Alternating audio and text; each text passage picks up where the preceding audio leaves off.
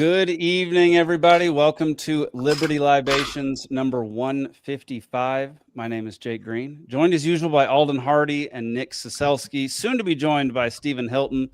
And tonight's special guest is Dennis Brennan. Dennis, how you doing tonight, man? I'm doing great. Thanks for having me, guys. I appreciate you reaching out. Can you give folks out there a little bit of your background and what you do? Sure. Been an attorney for 35 years now, practicing in Illinois. Practice all kinds of law. Most recently, I guess you'd say I'm doing legislative work and lobbying. In the meantime, I wrote a book, so now I'm an author, and been in Illinois my whole life. I've never left it, unfortunately. Illinois. So like in Chicago area? Chicago area, the suburbs, yes. Okay, nice. And can you tell us a little bit about the book? And we've had a few authors come on here to promote their books and stuff. So I'd love to know what it's about and everything. Yeah, the book is called DC Swamp Strikes Back. Aaron Burr, Donald Trump, and their similar battles. It's a comparison of how Donald Trump was treated really prior to this last election, and how Aaron Burr also went through similar issues when he was vice president and then after he was vice president.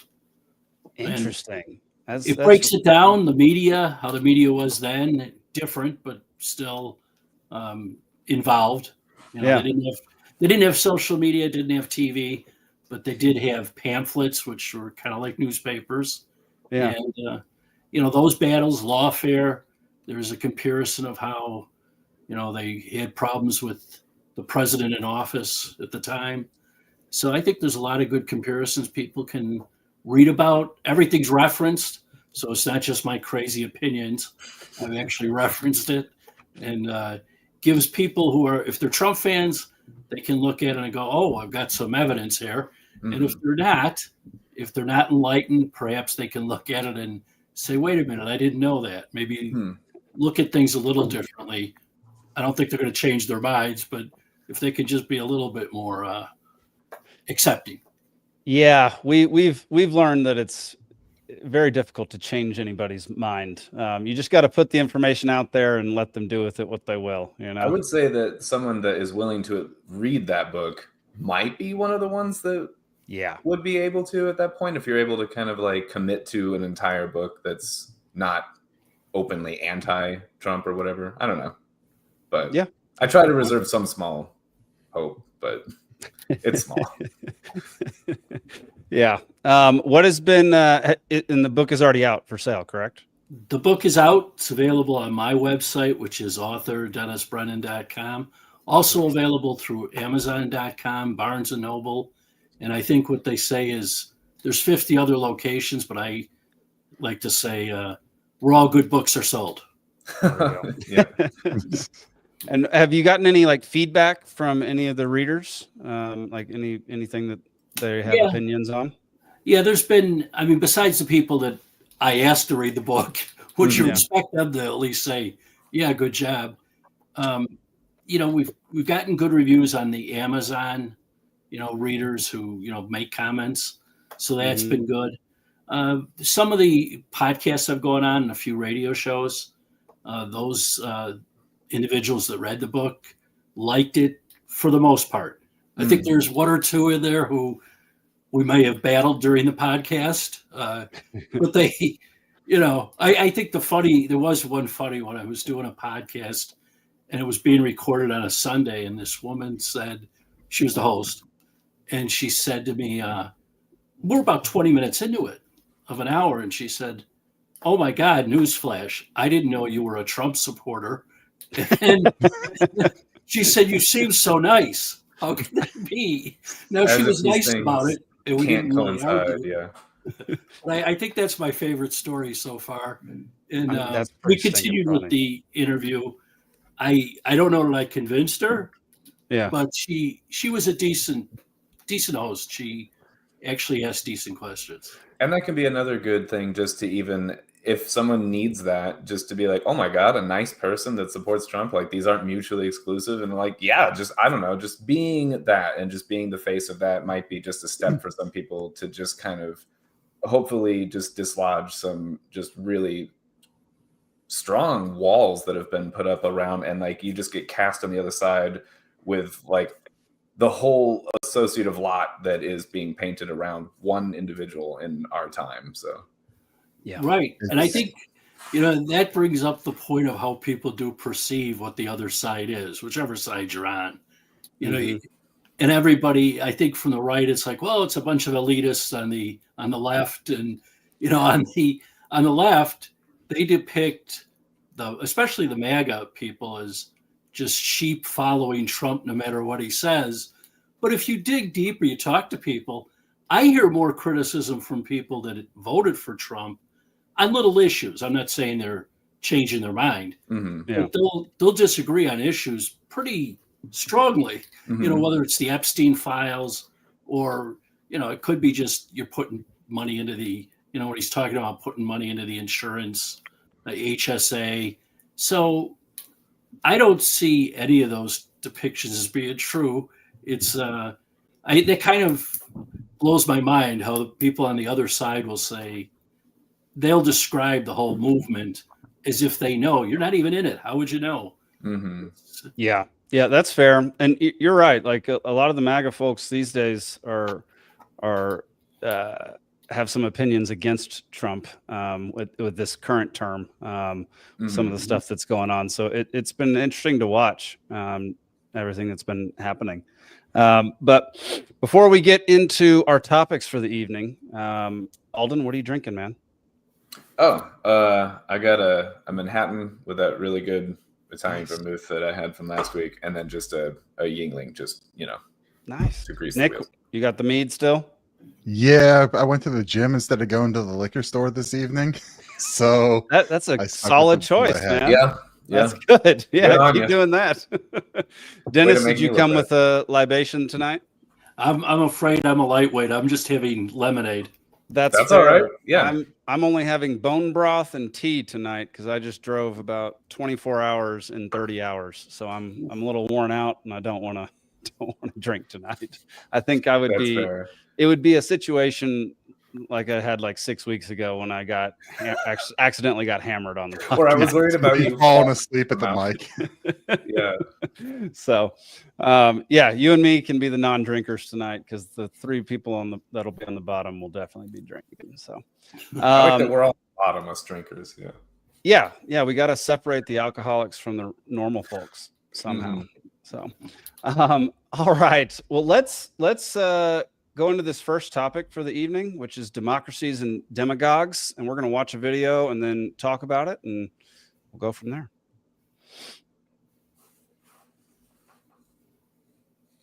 Socrates argued that democracy inadvertently leads to a kind of self-mutilating tolerance. Today we might call that suicidal empathy. An inherent flaw of democracy is that it incentivizes politicians to become demagogues, meaning they say things that are popular rather than things that are successful. And an example of this is helicopter money, which is when the state prints money out of thin air and gives it to the people. So that's usually very popular in the short term, but in the medium term, it actually causes inflation. So when a democracy devolves into a demagoguery, it basically becomes something like a popularity contest. So then power is no longer vested in the most competent candidate, but in the candidate who offers the most nice things. And according to Plato, that leads to a loss of respect for authority. So children disrespect their parents, students disrespect their teachers, and the people disrespect their rulers. Think something like a hesitancy to punish crime for fear of backlash or in the name of tolerance. And this is where democracy turns into mob rule. And we can actually see symptoms of that. So there would be stagnating institutions or corrupted powers in the state, or politicians who care more about the next election than they do about progress, or leaders who become laughingstocks. But if everybody rules, then nobody rules. And so in this chaos, we start to seek order. But we know we're not going to get it with the politicians who got us into that mess in the first place. And so this creates an opening for an authority figure to come in and clean the house. So we don't actually hate being ruled. We just don't want to be ruled by someone we don't even respect. A 2024 study across 24 countries reported a median support for rule by a strong leader at 31%. And that number was higher in medium income regions like Latin America. Now, people often say that Latin America has a tendency to elect strongmen, but look at this study from France from 2025, where 48% of respondents agreed with the following statement: in a democracy, nothing advances. It's better to be less democratic and more efficient. Meaning half the respondents in a nation that's usually hailed as a full democracy actually favor efficiency over democratic idealism. And the same study also found that only 28% of participants believed democracy works well in France. So when a democracy succumbs to its inherent flaws, which is corruption, high time preference, the incentive to spend the treasury, then that democracy loses its essence, and it basically becomes something like a corrupt monarchy with faceless kings. And why put up with faceless kings when you can install a real king instead? All right. So there's a lot there, a lot to talk about. I mean, the first thing, let's just attack real quick for us libertarians on the show. We don't like being ruled. Like, I don't want a king, and I don't really want a president all that much. So other than that, though, I thought a lot of what she said was fairly insightful. I don't know. Dennis, what were your first thoughts when you saw that video? You know, at first I did think, yeah, that's been a problem that we're facing with populism, but it also could apply to socialism, because all of the discussion about the more you give, and that seems to be what we see with Mondami in New York and in other places. Chicago, they elected a socialist mayor already. It didn't get the, fanfare that New York had, but I think that's because Chicago's always considered the second city, so to speak. Mm-hmm. I would maybe even just say that that's part of the same umbrella of, like, if you have a democratic, system that you choose to elect then socialist types, it still falls under the same, like, the purview of the question of, like, does democracy cause this? And this goes back to like Plato's Wheel of Governance or whatever, where it's like, you overthrow your monarchy, your dictatorship, and then you go through these cycles, and then you get to democracy, and then you eventually get, like, where so much time has gone, you forget what it's like, and you end up voting for leaders that are more tyrannical, and then you end up shifting back into tyranny again. So, yeah, and I could see what she's talking about. It's possible. It's just every country's different. I mean, we've been lucky here, although some of those things she's talking about have happened here. Oh, for sure. I mean, like, even Trump just, in the past few weeks has been trying to give out money to folks, which, isn't, from a libertarian's perspective and just a fiscal perspective, not the best thing to do, to just print a bunch of money and give it to the people. Like, I don't find that economically sound. I would even think from his own party, like, perspective, like the Republican, fiscal conservative kind of standpoint would probably be opposed to that. Like, how has that been received in his party, actually? Yeah. How have folks like you or any of your cohorts responded to I think there's a lot of negative feelings. Like, even when you talk about, everybody's united that the Obamacare program should be gone. There shouldn't be subsidies. But then Trump talks about, well, we're going to give it directly to the people. That's the same thing. I mean, honestly, I'm going to give you cash, or I'm going to give you a credit. Right. Cash might be worse in some ways. I guess it's not going to the insurance companies, but either way, you're throwing money in there. And I think COVID taught us a lot, but it should have taught us, when you put too much money into the economy, bad things happen. Mm-hmm. A lot of that is Biden. I mean, Trump did it first, then Biden, doubled it or tripled it.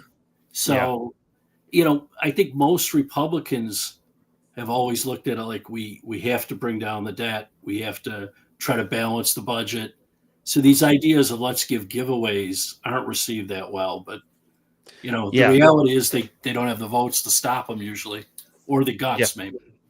And to tie it back in with the video a little bit, like, so the COVID, not to go like too far into the weeds of the COVID thing, but go too far. The one side is like the printing money and the meddling with the economy and everything. But then that was because you had people in charge that were saying, stop everything, and you're not allowed to go to work. And certain people deciding what was important enough to be still going, and and then the whole thing with their stock portfolios and selling off, and that's a whole other side or whatever. But the video prompt or whatever was talking about, like, these, the faceless group that's like doing things that, like, look good, that are perceived as doing good, but don't actually make the best impact. And I think that's another example where it's like, oh, we need to do the right thing and we need to shut it down or whatever. And, like New York was doing a thing where it's like curfew and businesses can only be open to a certain point. And then you're like, what? Why does that make sense? If you crunch the hours that they're open, it's going to crowd more people in the space. That makes no sense. But like, it must to someone appear to be like, it's like, oh, they're doing the right thing. They're making the hard choices or whatever. And it's like, it's actually, honestly, to me, a lot of it was not only not helpful, but it was actually more harmful. Anyway, it's frustrating when you have people that are making decisions for us like that. But well, yeah, I think sometimes what you're hitting on are politicians that just want to say they did something. Mm-hmm. And they tell they do the press conference, say, look what we did. We've made it safer. And everyone's all like, right. We've balanced the budget. The biggest lie is we've balanced the budget. Most of them don't. When they say that, it's like, we balanced it. We've spent this and printed this. And you're like, that's not not it. But. Right. We did both. We're balancing things. Yeah. Yeah. And how can we made it safer. You don't know until it's over whether it was safer during the year. It's kind of silly, but sometimes that's what they're doing. Years ago, I worked for the state of Illinois, and we've actually named this now after the state senator at the time. I was there on behalf of one of the agencies, and we went down to Springfield, our capital, to tell him the bill that he was pushing that was in committee was not going to do what he thought it was going to do. It wasn't going to help.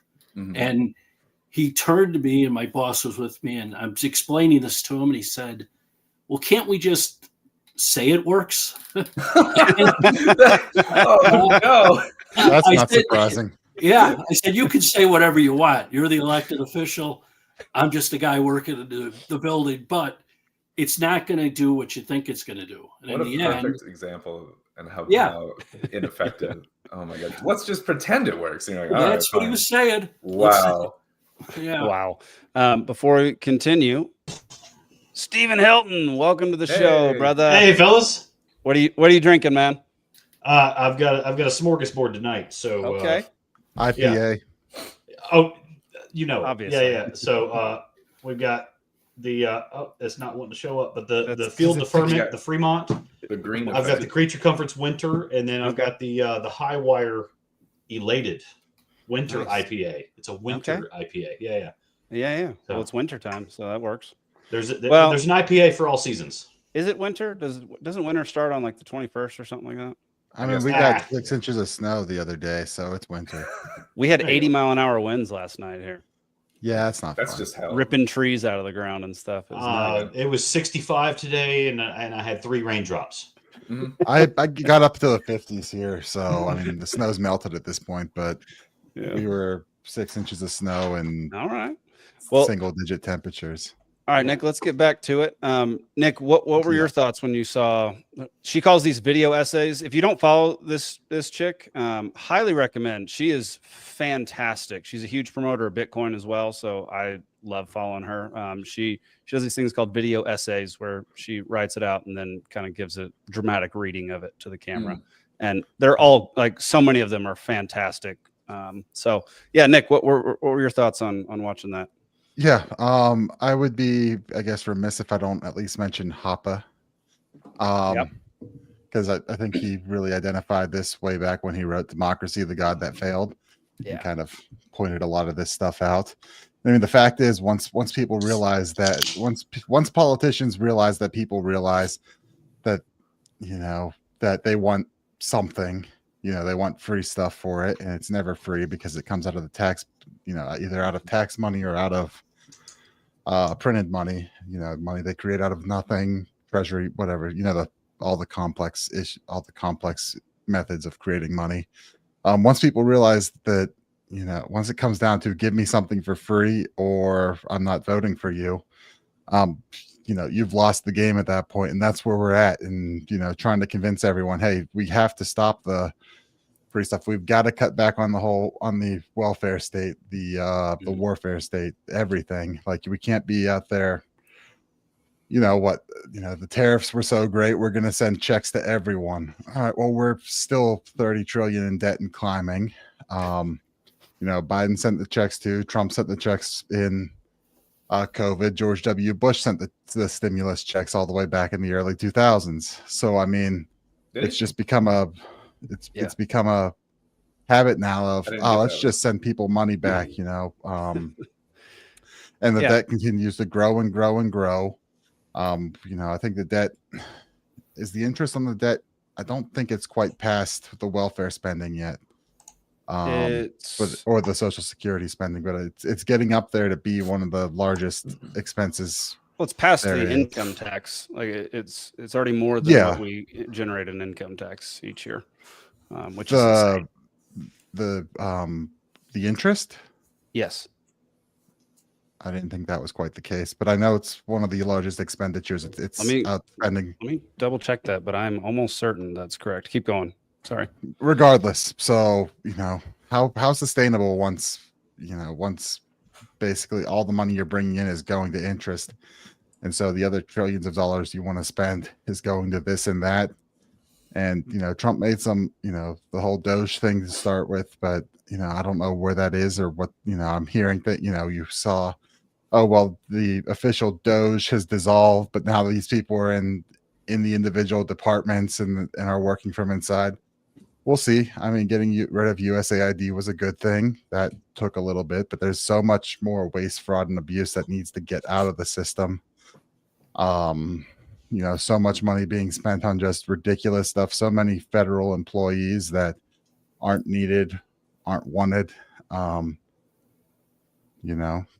I was incorrect. Just FYI, we still got a little ways to go. I didn't think we were quite that bad yet. But our per capita. So like when Greece and Spain and Malta and Cyprus, remember a few years ago when they had their austerity measures and there were nationwide riots in the UK and all that. Yeah.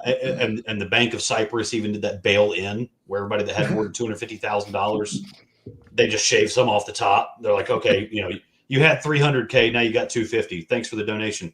Yeah. Back when they did, so their per capita was like 27,000. Their per capita debt. Our per capita then was like 33,000. I think we're almost at 40,000. We're north of 40 by now. We're almost twice as bad as what they were when they collapsed and had a riot.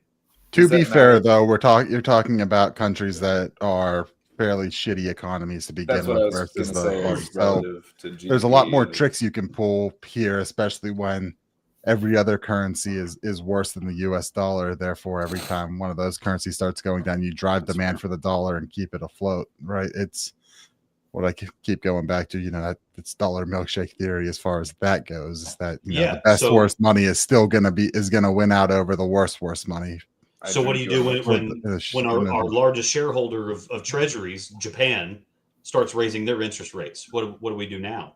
Because I'm not on the Robert Ciesielski boat, although he's been on social media a whole lot this week in particular. He and people like him saying that Japan going from 0% to 0.75% as a sudden jump is going to shake up our markets, because guys like Warren Buffett traditionally used Japan and Japanese businesses as a safe haven for US dollars because they're holding our treasuries. So it's in their best interest for us to do well.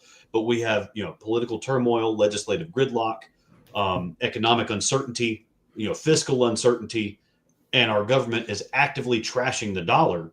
So, once you attain, a certain echelon here in this country, it just makes sense for you to take at least half of your wealth outside of our borders, where someone's not going to actively destroy what you built. Right. Is Robert Kiyosaki the guy that wrote the Rich Dad, Poor Dad? Yes, sir. Yes. Okay, yeah, I was trying to place the name. Yeah, I didn't hear the rest of what you said because I was trying to place the name. Well, going back a little bit to the video, when she's talking about how it kind of becomes a popularity contest of politicians promising to give things, my question to y'all is how did we get to the point where pretty much that's what people want now? When a few decades ago, people were doing okay and didn't need this amount of subsidies, welfare, all that kind of stuff. And what do we do? What do we do to get out of this? That's what I want to know. So Yeah, Dennis, welfare, you got any ideas for how we got into this mess of politicians just promising stuff left and right and printing money out the wazoo? Well, right. We kept electing them that's one of the problems. But I think the people, there was a loss of, shame or pride, right? People didn't care. Years ago, if you lost your job, you didn't want to be on the dole. That was the worst thing. Now people are very accepting of it. They're, they have, the politicians do this, but people agree quickly. And you have, tax the billionaires, as if you taxed them everything they had, you wouldn't have enough money. But, we have 53% of our, individuals not paying taxes at all. And some actually get money back. They're getting credits. So it's hard to build up any opposition to the giveaways, right? I'm going to take those giveaways, I guess, is what most Americans are saying. And we don't have that same level of pride where you worked, you had a house, you had a job. Maybe you went on vacation if you were middle class or upper middle class. But now it's like you can be on welfare and you should go on vacation 3 times a year. Yeah. We've become a way to those videos on here. Yeah, it's become a way to game, right? It's no longer like you said. There's no longer any shame in taking the money, taking the. And you have people trying to game the system, bragging about gaming the system. I mean, we saw when they said, EBT's going to, SNAP benefits were going to get shut down with the government shutdown. The temper tantrums that we saw from that. I mean, there was Twitter accounts just, posting the videos of people complaining about it, like they're owed it just for existing. And it's like, I don't know, go get a job, go do something, like be a productive member of society and quit being a parasite. And I mean, that's what it comes down to. Yeah, there are some people that need help, but there's a more efficient and effective way. And when the government lays out, okay, here's the qualifications for to get this, then you have people going, all right, how do I get the most out of this?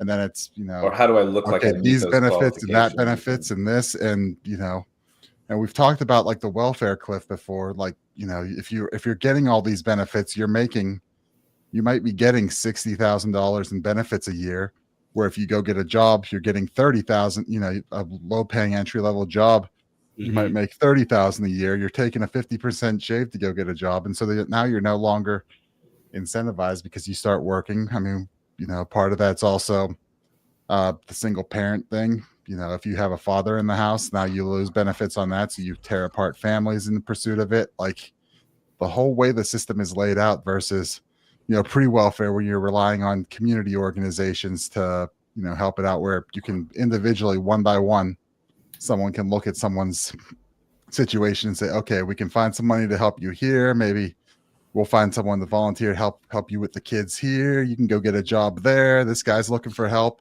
And you can start building something from the ground up versus, oh yeah, just take the money and leave us alone, which is the system we're in now. And I think everyone who's not on that looks at it and they're either thinking, I want my own, I want something, why are these people getting something? I either want something back, I want something for free, I want something else.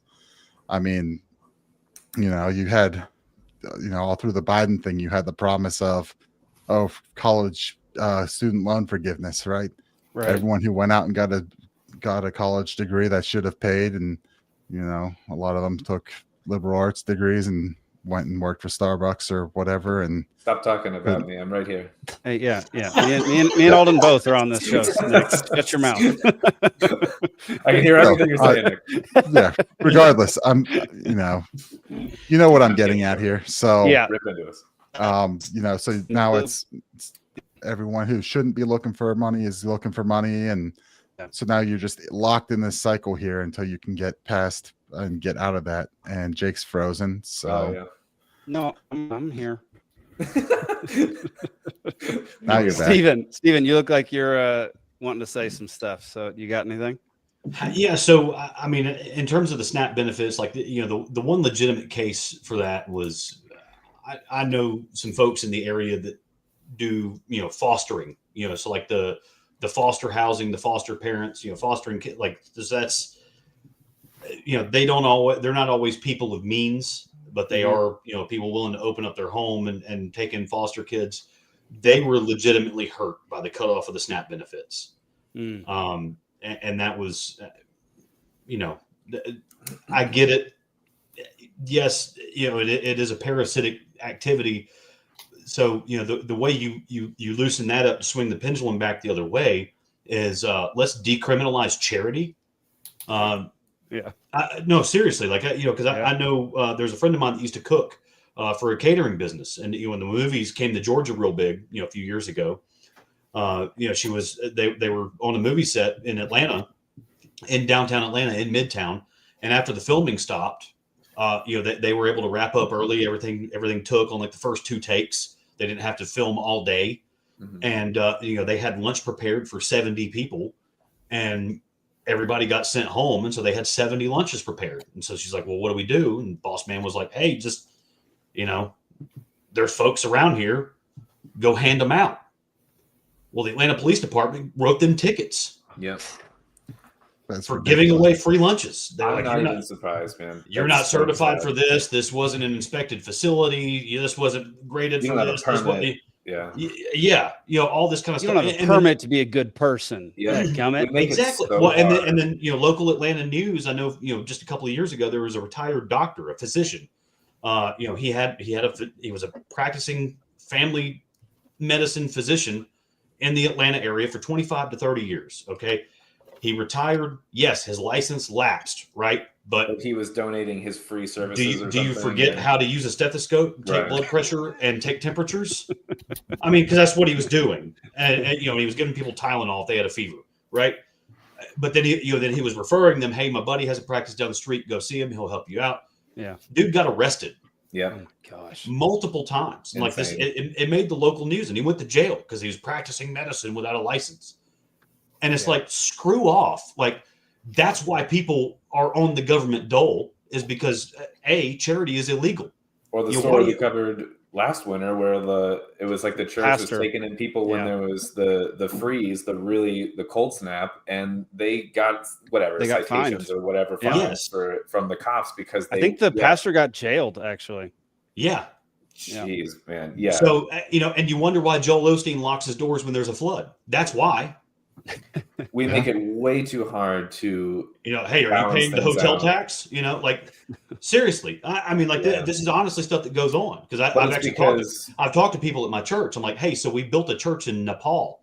Congratulations. Like, what are we doing for Noonan, Georgia? Yeah. It's easier to do that in Nepal. And then they pull me in the hallway. They're like, let me tell you how hard it is to do charity in Noonan, Georgia.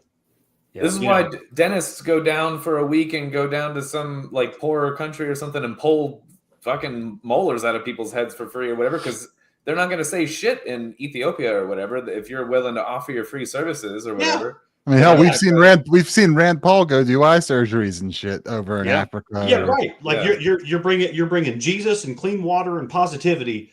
Come on.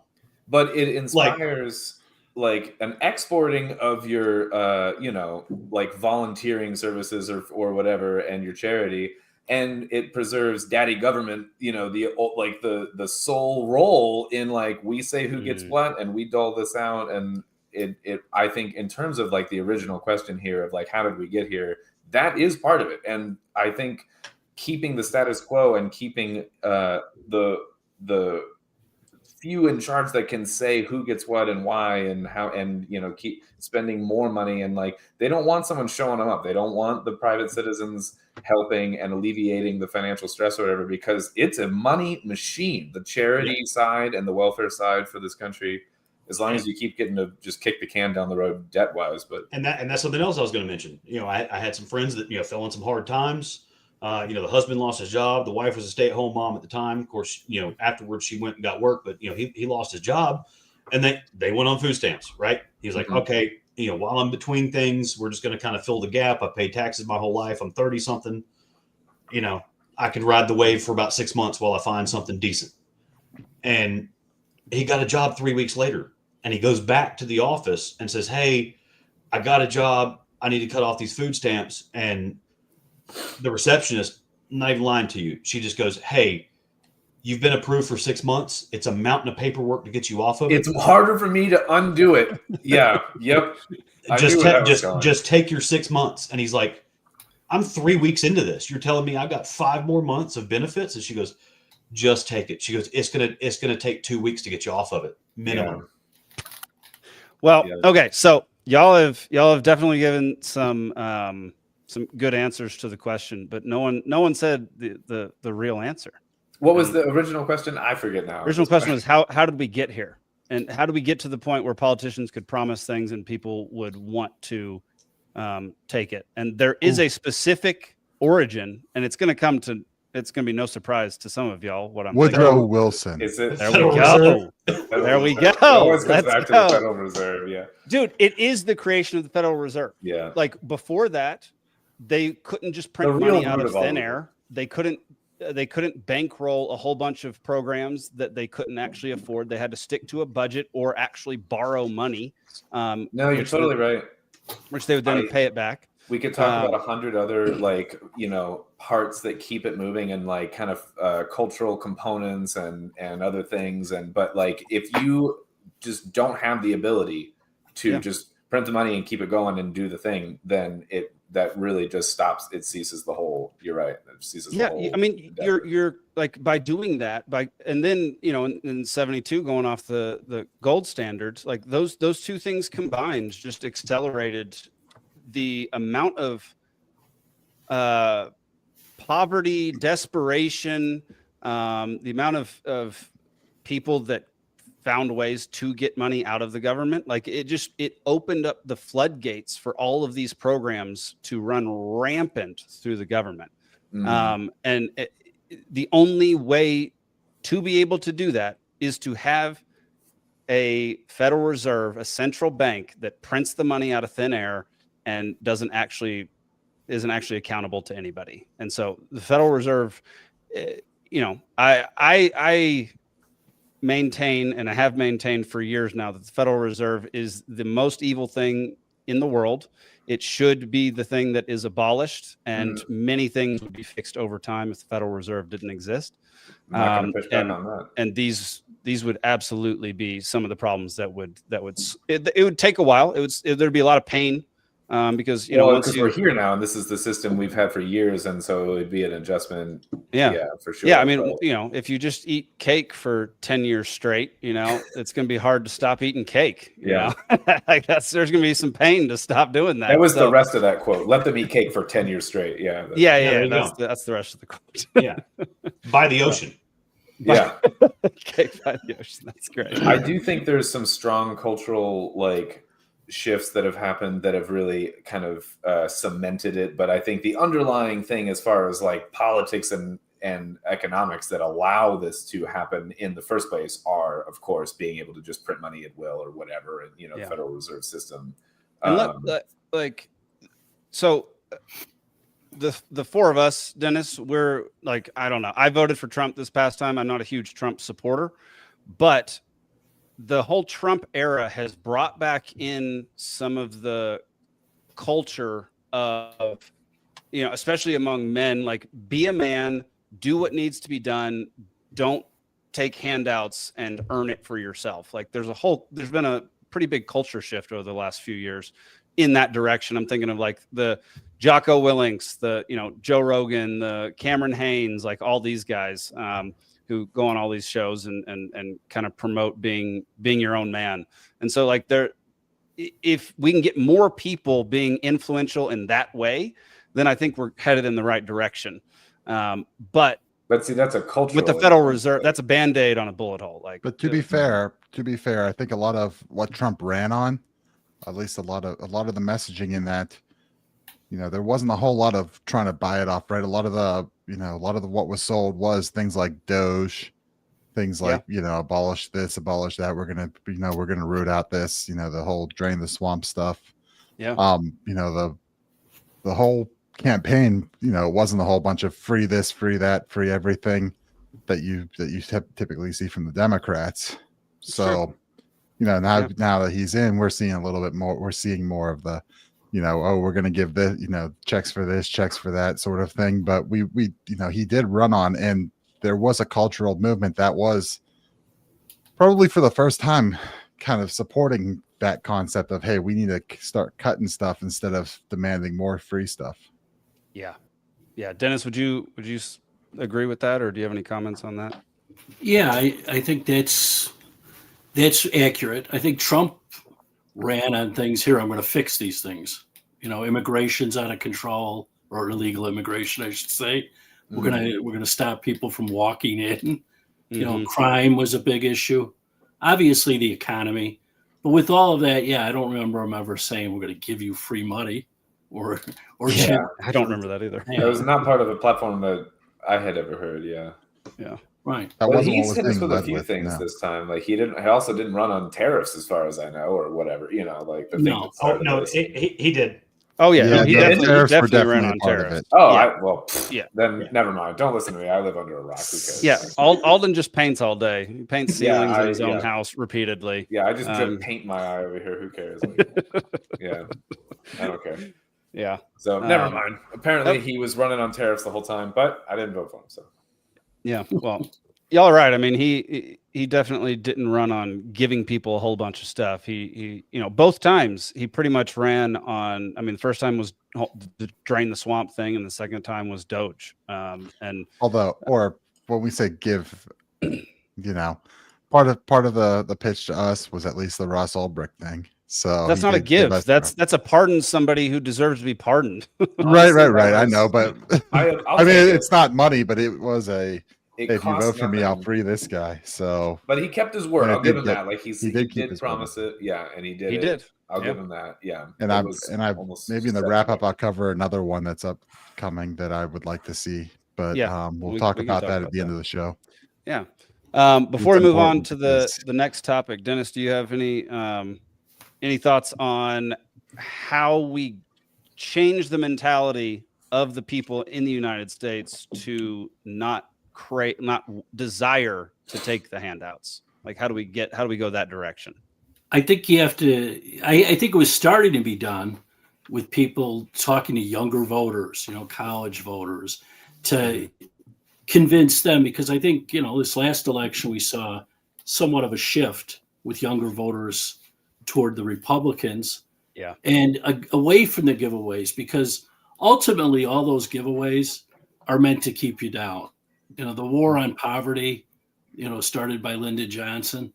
I think it's the war on the poor, isn't it? I thought it was... That's what it becomes. They pay you to be poor and just give up. Right. And then all the incentives that we mentioned before, you become just part of the system. You're going to get your check. It's not enough, because what do you want? What do we all want, right? Besides to have that life where you have a job and you have your house, you have your cars, and you want your kids to do better than you did. It used to be the way. Now, and you see it especially with immigration. Legal immigrants came to the country, and the wish wasn't they become millionaires. Some did, but most were just going to work for a living. And hey, my son will become a doctor, or my daughter is going to become this, and that's going to make me proud. We're going to make it. Now, you see it the other way with the giveaways. It becomes, well, I'll make whatever amount of money off all these benefits. I'll have more kids. It's never going to get you out of poverty. It's certainly not going to get you to be well off. Yeah, that's very true. And that's what fuels our economy. That's why we are the number one consumer on the planet, because it's that entire class. Not only are they avid voters, because the bus always shows up and takes them, with a picture of whoever gave them the free stuff last time on the side of the bus always comes and picks them up and takes them to vote. But it's that mentality. Like that's, hey, I'm going to give you the free stuff. And it's just the propagation of, stay asleep, don't want more. And so instead of bettering themselves or the next generation or finding some way to be proud of their children or why they're here, it's all about stuff. Yeah, I need more stuff. Is making me think. So I've had a side point that I was going to bring up, but now I am going to bring it up. That I wonder how much this has impacted this, like culturally, in terms of like the expecting a certain amount or something. Never mind. So the cost of living I feel like things have shifted over the years, where it used to be like luxuries were like really the thing that were more expensive. You want a color TV, or you want a hair dryer, or you want a cell phone. They were like really expensive back for a certain period.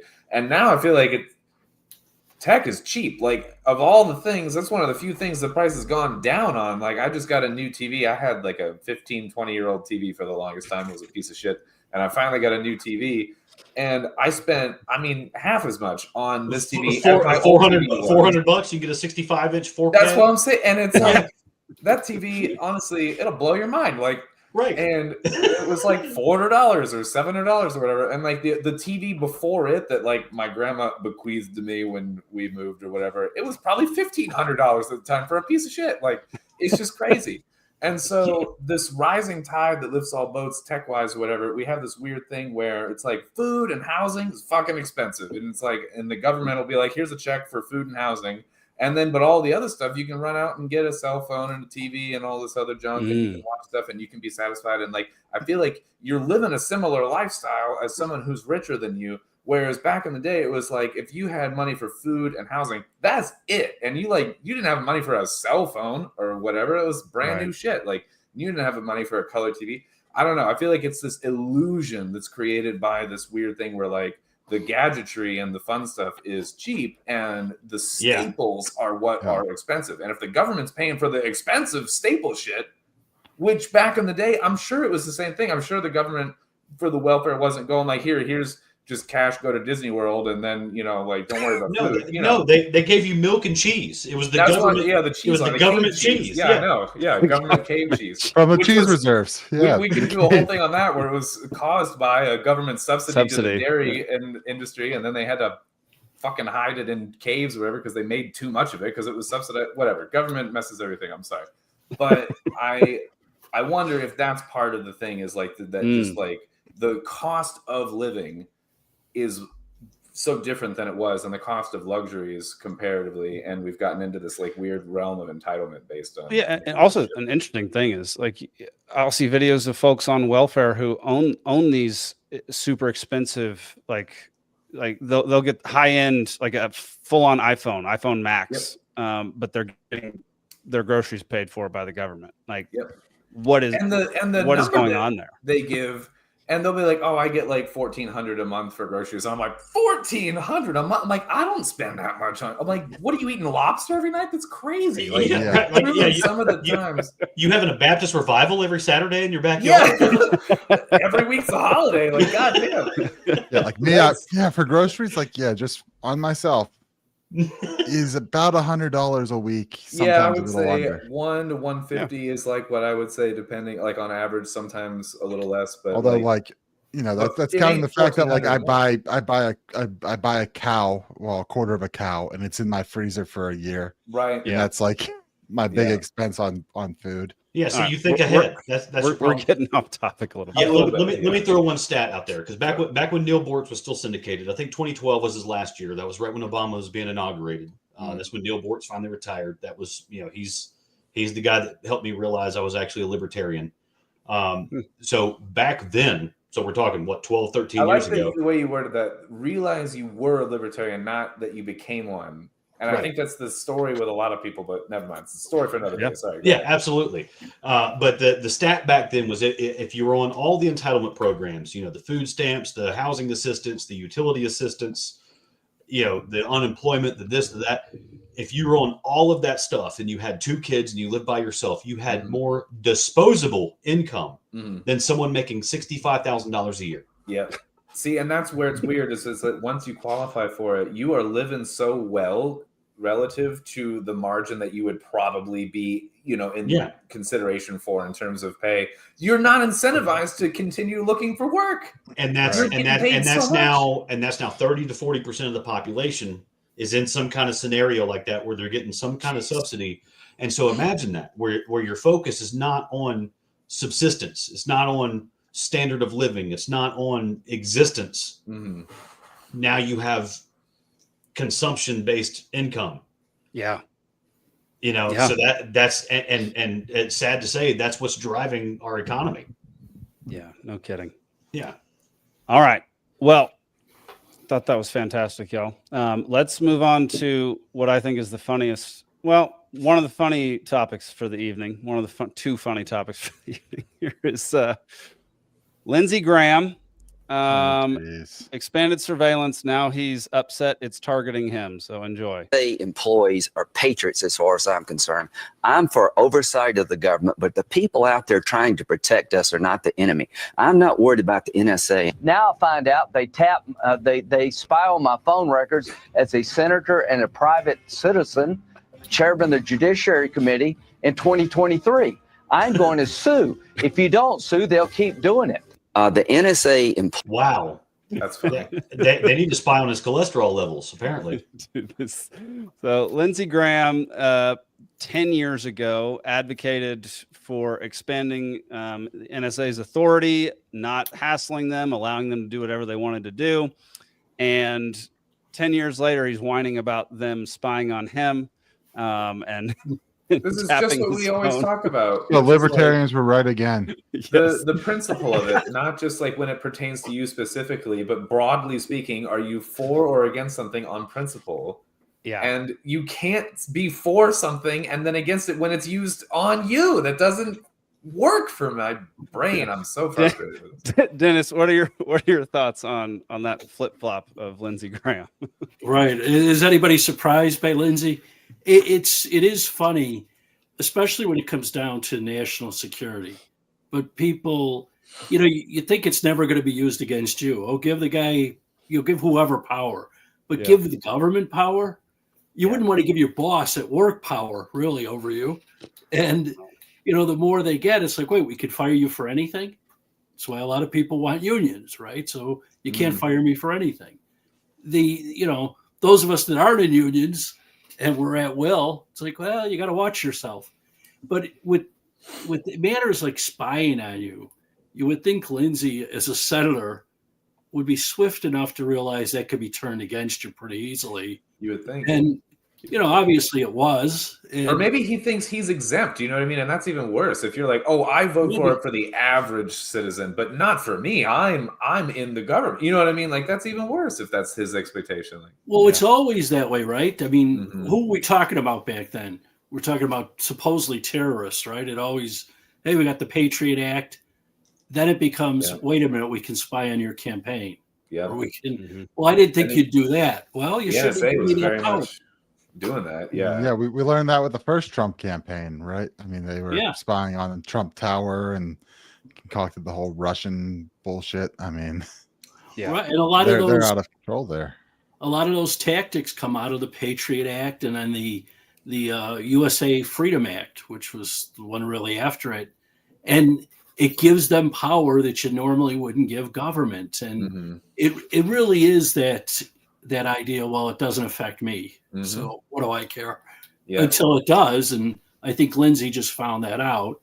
He's like, oops, wait, it does affect me. Oh, I am still a citizen? I'm still an average citizen of this country. Like, I'm affected by this? Yeah. Some quack had a great comment on the video, which was, are you a senator or are you a private citizen? You got to choose one. Yeah. Like, which one are you? Oh, man. Yeah.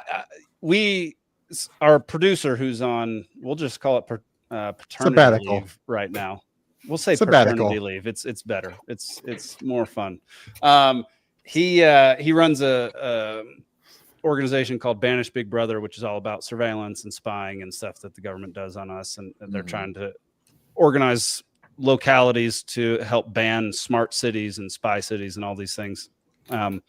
He would have a heyday with this thing. Sure. And I mean, Alden, talk about the Patriot Act for a minute, and what kind of a travesty that was, and how it led to exactly what Lindsey Graham is talking about. I will start with a factoid that I brought up on our the 9/11 episode that we did or whatever.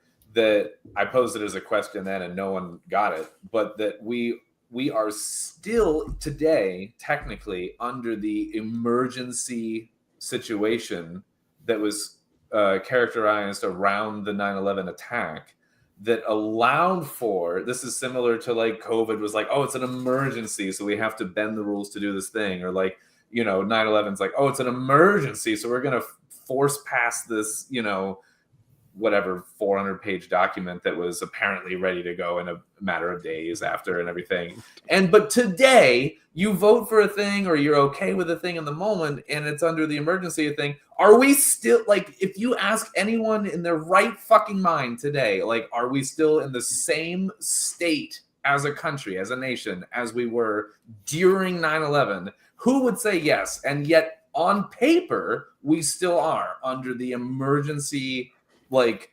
status, and so everything still follows. And by the way, it comes up for vote, and it keeps getting voted on to remain in the emergency status, which one tells me that the right and left are in cahoots behind the scenes or whatever, because they all keep going, oh wait, no, that has to happen. We apparently just always agree when it comes to that, across the aisle or whatever. That's just magical. And no one talks about it, but it keeps happening every time it comes up for vote. Everyone just, like, every citizen in the country will be like, yeah, no, that was a long time ago, we're not in the same. But every politician is like, no, obviously we're still in because they know that in a state of emergency we have all these written contingencies, get outs and little, like, it's like bend the rules and all these things. And you can get away with so much more. I wish, honestly, Trump had said that, not instead of Ross, but that he would pardon Snowden. Honestly, it's a fucking crime that Snowden is. Dude, we lobbied for that too, man. Libertarian Party lobbied for that, and Julian Assange as well. So at least Assange is free at this point. At least Assange is free. I know he had to take a plea, but at least he walked free without doing federal. No, it's good. Time. I'm not. But it's awful that Snowden was out there just going like, hey, do you guys know like what the NSA is doing? And then the NSA was like, you're a terrorist, even though it was true and it was illegal and whatever. Like, well, we covered this one when Jake put the clip of John Kiriakou on. And I brought up that he was the only one who was prosecuted for the post 9/11 torture stuff. In the terror wars, and he was prosecuted not for torturing but for blowing the whistle on the torture program. The torturing, or like building the CMU prisons and violating all kinds of rights with the types of people they would put in there they would call political or social or political prisoners. They wouldn't allow them any kind of visitation rights or anything. No press could talk to them. I mean, it's dark, dude. And all of the, again, that's under the Patriot Act. That's also under the Patriot Act. Like, there you go. And anybody that still supports the Patriot Act, let me remind you, the DSM-5, the Diagnostic and Psychiatric Manual, Volume 5, that just came out a couple of years ago, includes oppositional defiance disorder. Was this the actual DSM-5, or was this just wait? Stephen, what is oppositional defiance disorder? That's being a libertarian. Basically. If you're a libertarian, you have a mental disorder, essentially. I mean, I think it's a prerequisite for being a libertarian, but so essentially, I mean, it's the groundwork for we could be the UK, which, by the way, just this past week said if you call somebody bald, you can go to jail. That's insane. Finally, let's go. Yeah. It's about time, making some sensible laws now. Let's do it. They did. What was it? There was another one out of the UK, something about a social media post that was absurd also. I can't remember the details. Well, so the point of this idiocy with Lindsey Graham is you have to stand on principle. You can't make policy, you can't make laws, you can't write executive orders just based on things that you want to do, because anything that you do, as soon as the other team gets in power, they're going to be able to use it against you. So the key is to stick to principles and figure out what those principles are and stay with them, even when it hurts. But as we talked about in the previous segment, politicians only promise good things to people now, and they don't, like the ones who say there's going to be some growing pains, or there's, it's going to be a little bit worse before it gets better. They're never getting elected. So Dennis, what do you think about what do you think about this? Like Lindsey Graham doing this 10 years ago, coming back, and now it's come back to bite him. This is not the first time this has happened. So, like, as far as the Republican Party goes, or the MAGA movement, like, do you see them standing on principles, or do you see it more of a ebb and flow type situation? I think a lot of it is an ebb and flow. I mean, I think some people, like Trump, to his credit, what he says he sticks with. Maybe that's also his detriment. But yes, a lot of the people that are involved, you see it all the time going back and forth. It's, we shouldn't be using, drones in some instances. Then, of course, it's okay when we do it. And we do have this. It's the same thing with the Democrats. Everybody goes back and forth. It's, immigration. When you talk to the Democrats about it, it's like they're all over, ICE picking up people. And when you say, well, Obama actually deported more people than anybody, they're like, what? Yes, he did. No, maybe it was a little quieter because yeah. And people say, or the kids in cages thing where they were using Obama era pictures on the Trumps. Right. And then it becomes such a big deal. It goes back and you're like, wait a minute. And sure, Obama was quiet because the Republicans were in favor of it. There weren't Republicans standing there saying, don't deport. I mean, So, he was able to do it. I think he was more aligned with at the time, the news media and different things. And I feel like right now it feels like Trump is at odds with most of it or whatever. And so there was no reason to really pick a battle there. And and Obama drone strike numbers were like through the roof, and there were so many other things that were, and that again pretty quiet for something that was like they genocide. Google Obama double tap. I haven't. I don't know about this. Oh, you don't know about the double tap? No. We can do that later. That's where they would drone strike a wedding and then wait for all the responders to come out and then drone strike it again. Yeah. Then I am aware of this. I didn't know the name for it, but yeah.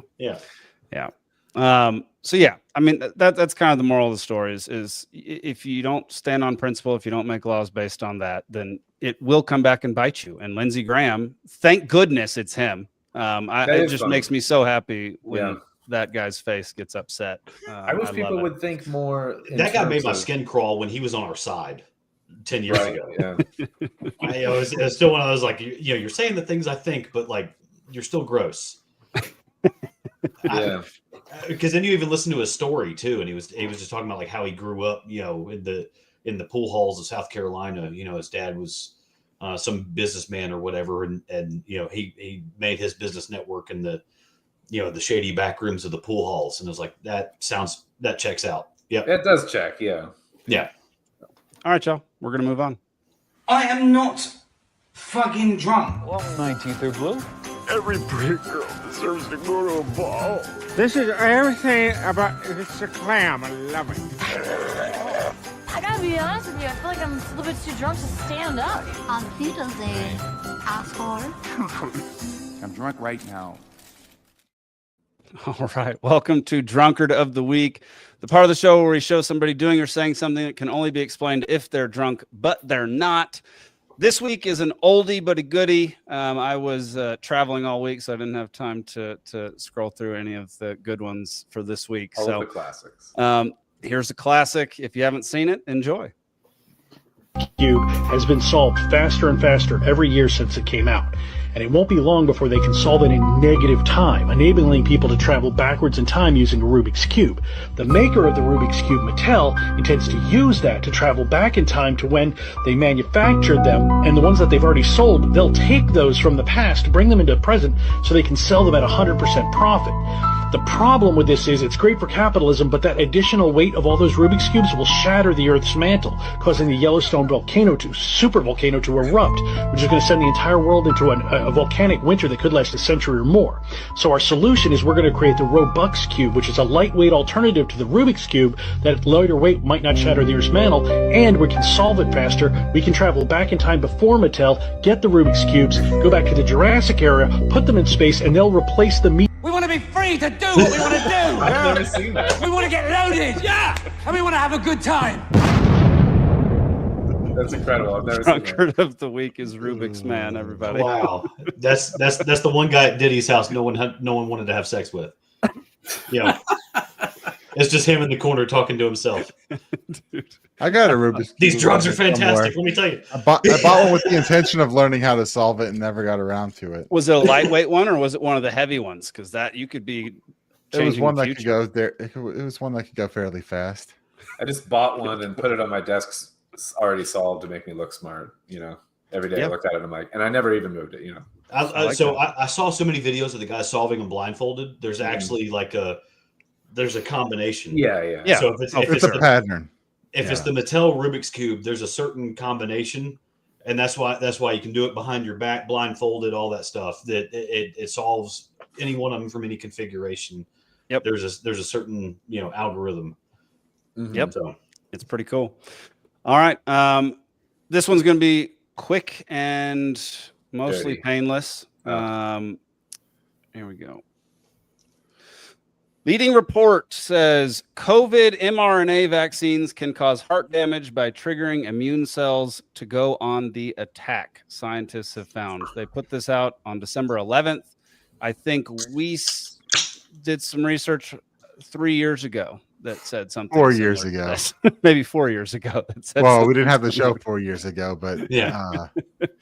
The first comment: conspiracy theorist 428, expert 0 is about right. Yeah, I love that. So is this similar to what we were talking about earlier with, everyone has their party, their person already, and is this type of stuff going to change anyone's mind? Or are we too, broadly speaking, or are we too dug in already to the narratives and we've already committed? This won't change anybody's minds because this was put out in a tweet that the only people who are going to see this tweet are the people who already agree with it.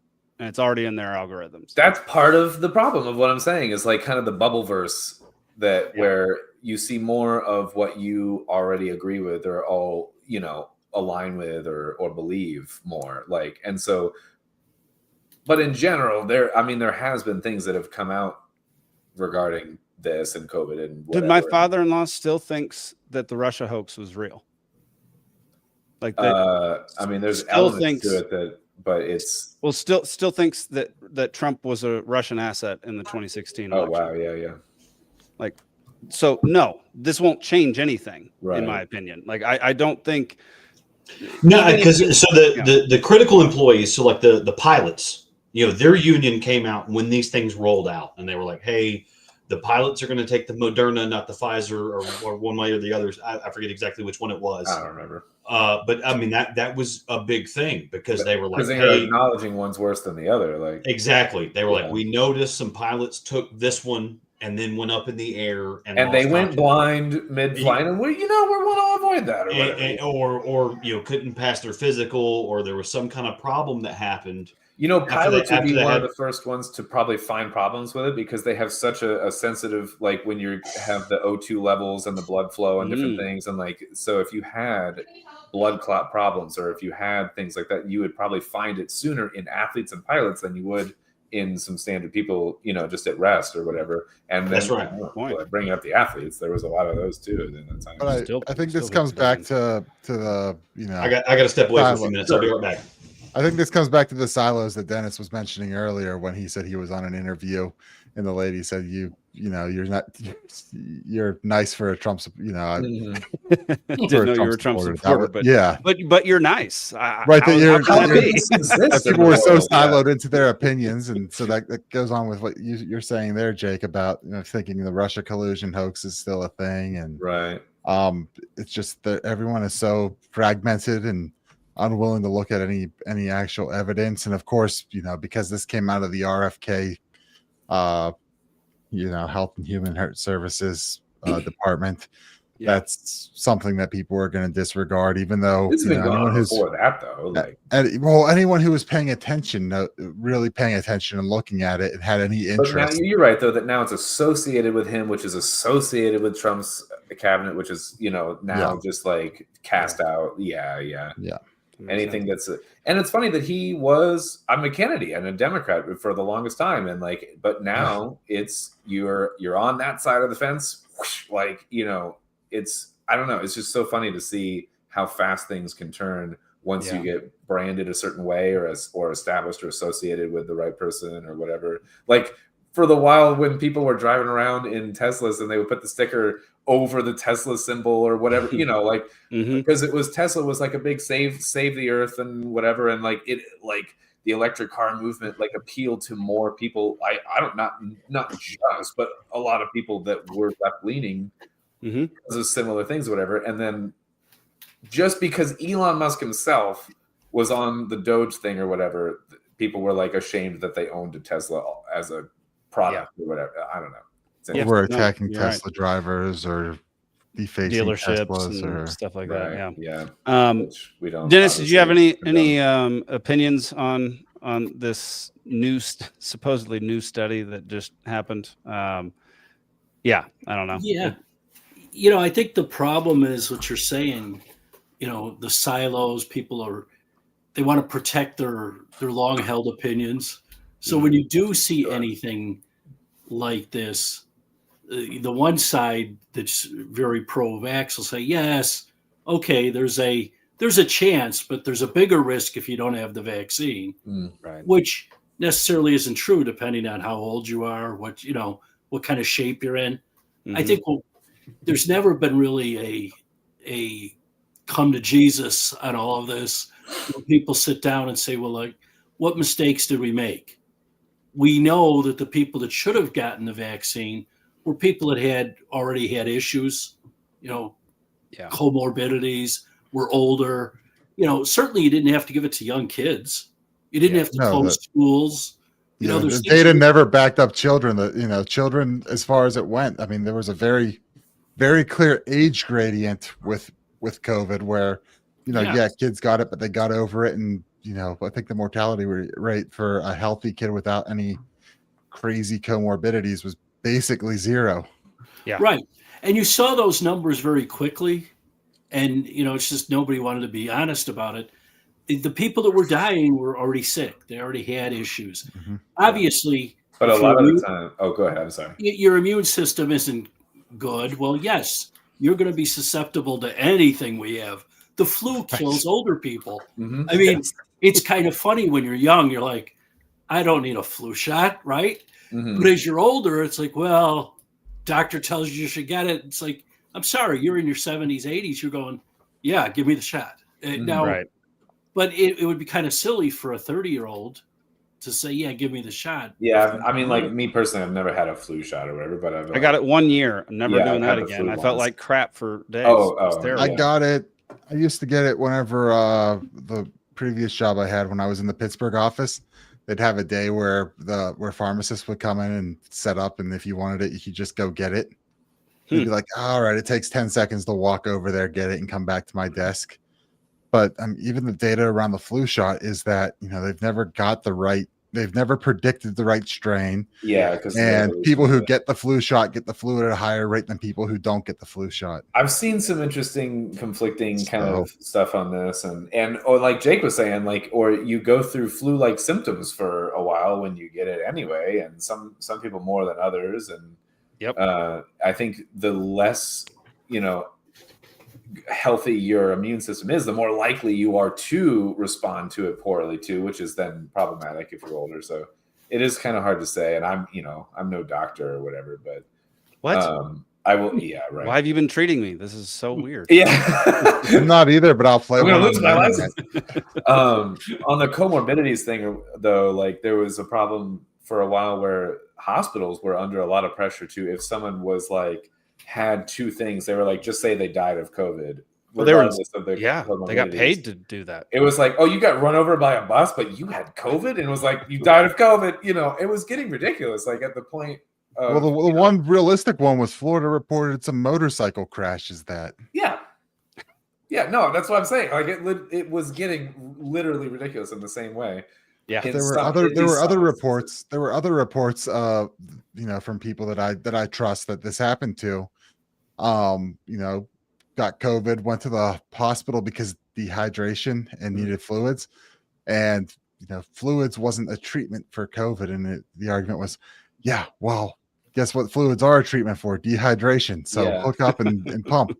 Yeah. And the hospitals were like, well, that's not an approved treatment for COVID, and then ended up going to one of the private come to your house and hook you up to an IV services to treat it. Get a banana bag going and you're good to go. There we go. We're getting a little off track because the only thing I really wanted to talk about was this new study that came out and basically proved us. But yeah, it's hard not to go down the rabbit hole. It's tough because you say new study, but we've had so many things that have come out over the years. In the early days, there was like nurses that were working in hospitals that would go on Instagram or something, and they would be like, look, I'm seeing this happen. I'm saying this officially. People are going on ventilators, and I think it's damaging their bronchial cells. I don't think it's helpful. I think actually the hospital's routine that they're going through of putting people on the ventilators is harmful, especially with the older patients.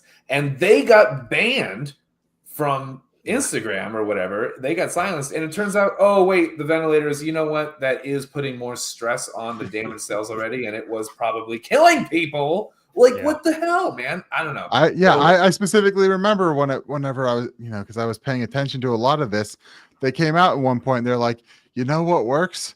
If we roll the patient over so they can breathe better rather than putting them on the ventilator first. Yeah. And it's like, really? Oh, is that easy? All right. Well, before we get to trivia, Dennis, I forgot to tell you one thing to get a piece of paper and a pen. If you want to go get that now, you can, because that's how you're going to answer for trivia. So, take your time because we got the intro, and then it's trivia time, y'all.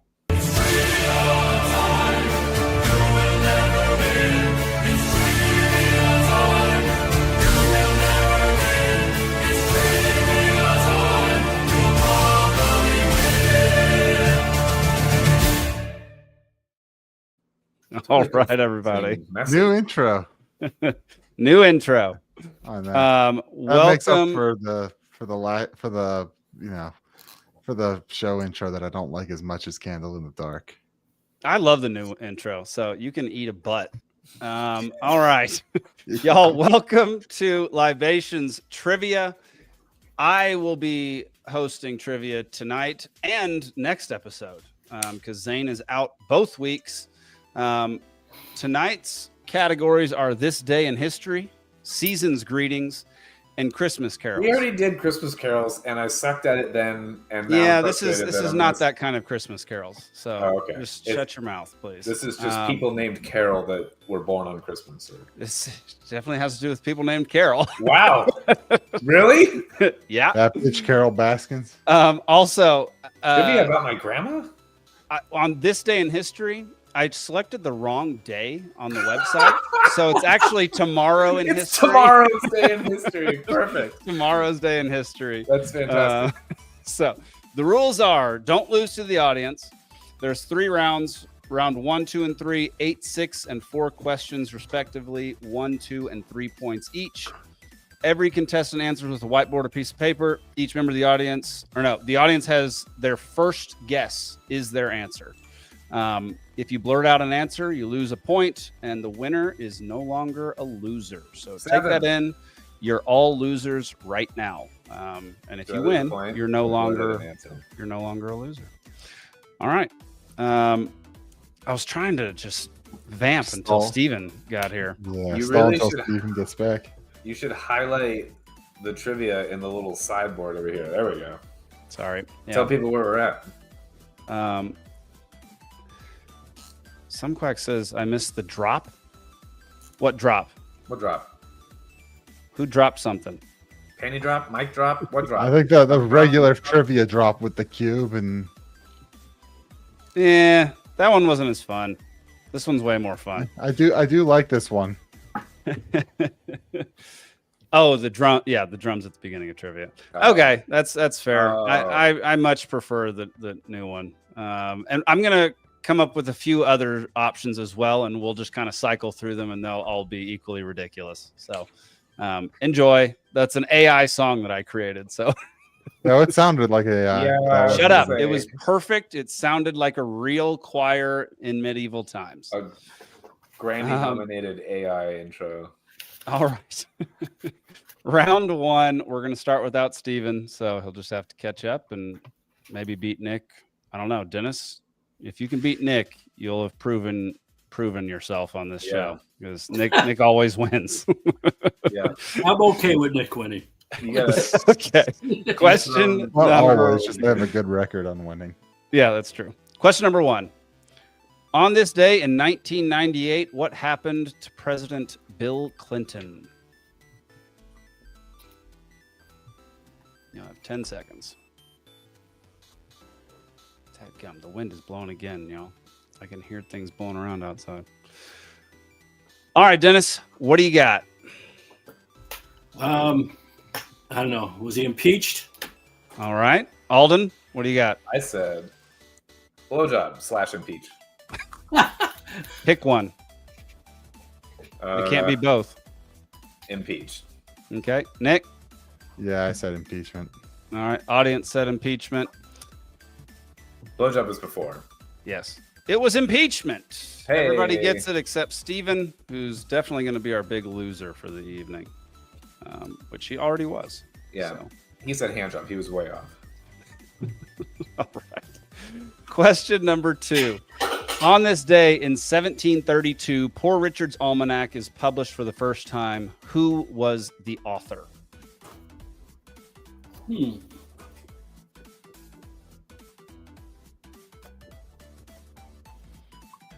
5 seconds.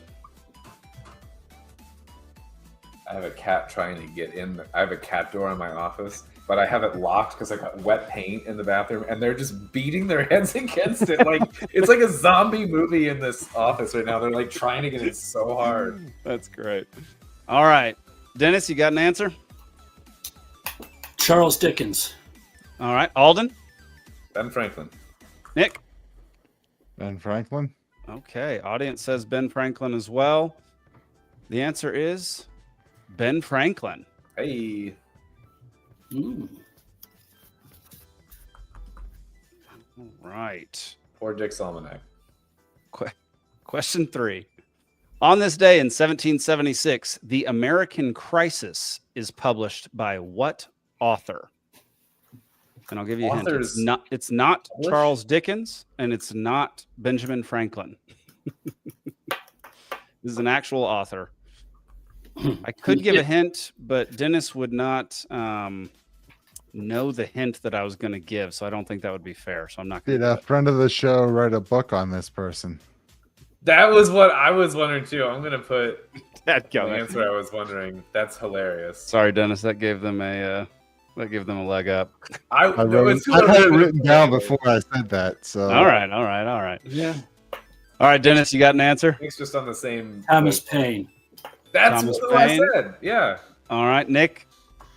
The answer is Thomas Paine. Hey, good job, Dennis. How about that? Audience says John Locke. That is incorrect.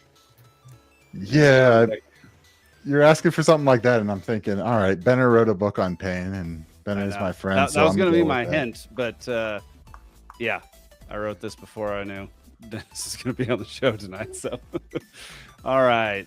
Question number 4. On this day in 1777, George Washington led the troops to hunker down for the winter in what location? On this day in 1777, George Washington led the troops to hunker down for the winter in what location? His mom's house. Oh, Zach says Dave Benner is killing it with his YouTube channel. Oh, really? Yeah, he had the one guy on that Tucker had on talking about the Gaza stuff. Oh. Oh, wow. Okay. Interesting. Haven't seen that. The guy that Tucker did 2 episodes with. Okay. Yeah, Benner had him on. I'm in talks to go on Tucker's show. Is this like a specific city or fort or like or it doesn't matter or it's a specific location. It's not a specific long and loud. It's very clear. You'll know it as soon as we say it. Yeah. All right, Dennis, what do you got? Valley Forge. Alden? I mean, I don't know. I put Richmond. I have no idea. Nick, Valley Forge. I was in the right. The audience says the Liberty Vault. No, you were in the wrong state, Alden. No, I was going to say, yeah. It is Valley Forge is the correct answer. Yeah. What do you do? This is where I start to lose. I get a couple, and I'm like, I get hope, and then I'm like, oh, no, wait, I'm an idiot. What do you do? All right. Question number 5. On this day in 1843, Charles Dickens published what famous work? That's hilarious. On this day in 1843, Charles Dickens published what famous work? So I was about 100 years off on his work.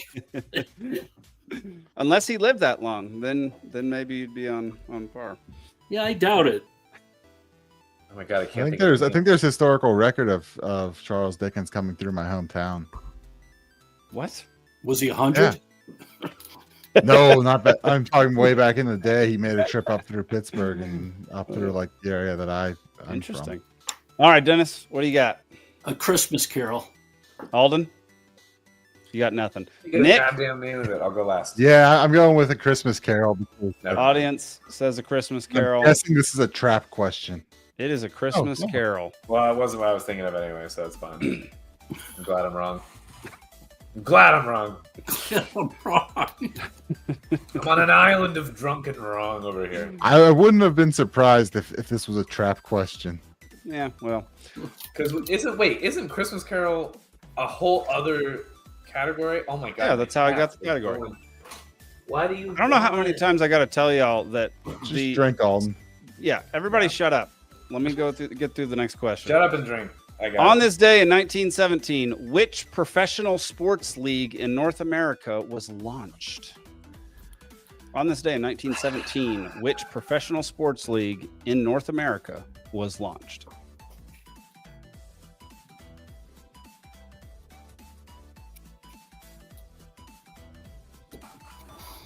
Three, 2, 1.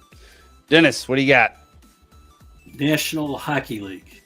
Alden, what do you got? The AFL, the American Football League. Nick? This is the NFL.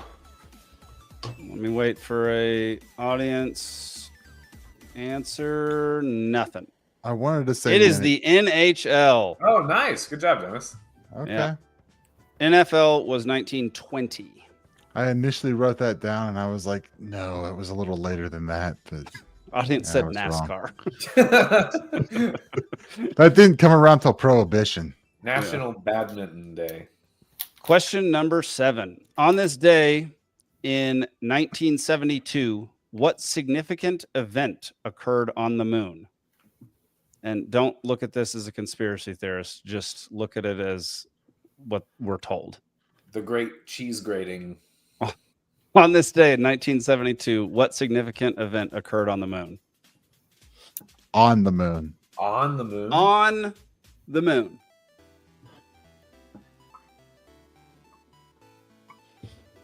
'72 on the moon. Yep. 5 seconds. All right, Dennis, what do you got? Apollo 17. Okay. Alden? I have no idea. Nick? I'm going with it rang like a bell when they. That was the thing I was thinking of, but he said not to go with conspiracy theories. So okay, that's not a conspiracy theory. It happened. The moon's hollow. No, I agree. Shut up. I'm gonna have to see if Dennis is correct. So it's the final landing on the moon. Oh, okay. Was that Apollo 17, Dennis? Might have been. I believe it was. Then I'm giving you the point, man. That's a better answer than what I had, actually. Better answer than what I had. It definitely. Question number 8. On this day in 1990, which athlete becomes the first ever to be named to the NFL and MLB All-Star teams? Oh, it's not Tom Brady. Although he thinks he should have been. On this day in 1990, which athlete becomes the first to ever be named to the NFL and MLB All-Star teams in the same year? Apollo 17, by the way, was the 6th and final moon landing, apparently. There we go. Yeah, just to verify. Love it. All right, Dennis. Bo Jackson. All right, Alden. That's who I said, yeah. Nick. Bo Jackson. Bo. Some quack says Bo Jackson as well. It is Bo Jackson. Go fuck yourself. All right. After one round, Libation Nation and Alden are tied with 4. Hey. Nick has 6, and Dennis has 7. Nice. Guest is currently in the leading lead. the charge, yeah. Making us look dumb on our own show. I like it. I mean, Steven is I do that failing every week. miserably. Yeah. He is sucking it up. Oh, he's an idiot, apparently. Yeah, he hasn't even bothered answering. Yeah. All right. Round 2, season's greetings. Question number 1. During which war did troops declare a truce in order to sing carols, exchange gifts, and play soccer? Well, if it's soccer. They called it football. Uh-huh. Yeah. Because they're dirty Europeans. Actually, at that time, they probably called it soccer still. Just FYI. Yeah, because That, it was a European an word. interesting history with the name, actually, that kind of does a loop-de-loop. That's funny. Yeah, that's wild. Some quack says, I can't believe I got a football question. Well, you could see it as a baseball question, too, some quack. How's that? Because it was the MLB Bo and Jackson. NFL. Yeah. I thought you meant this All one, right. 'cause you Dennis, just said what do you got? World War One. All right. Alden, what do you got? I said World War II. I have no idea. Nick? The Christmas truce, I believe, was World War One. Ah, The answer is World War One. nicely done. Audience got it as well.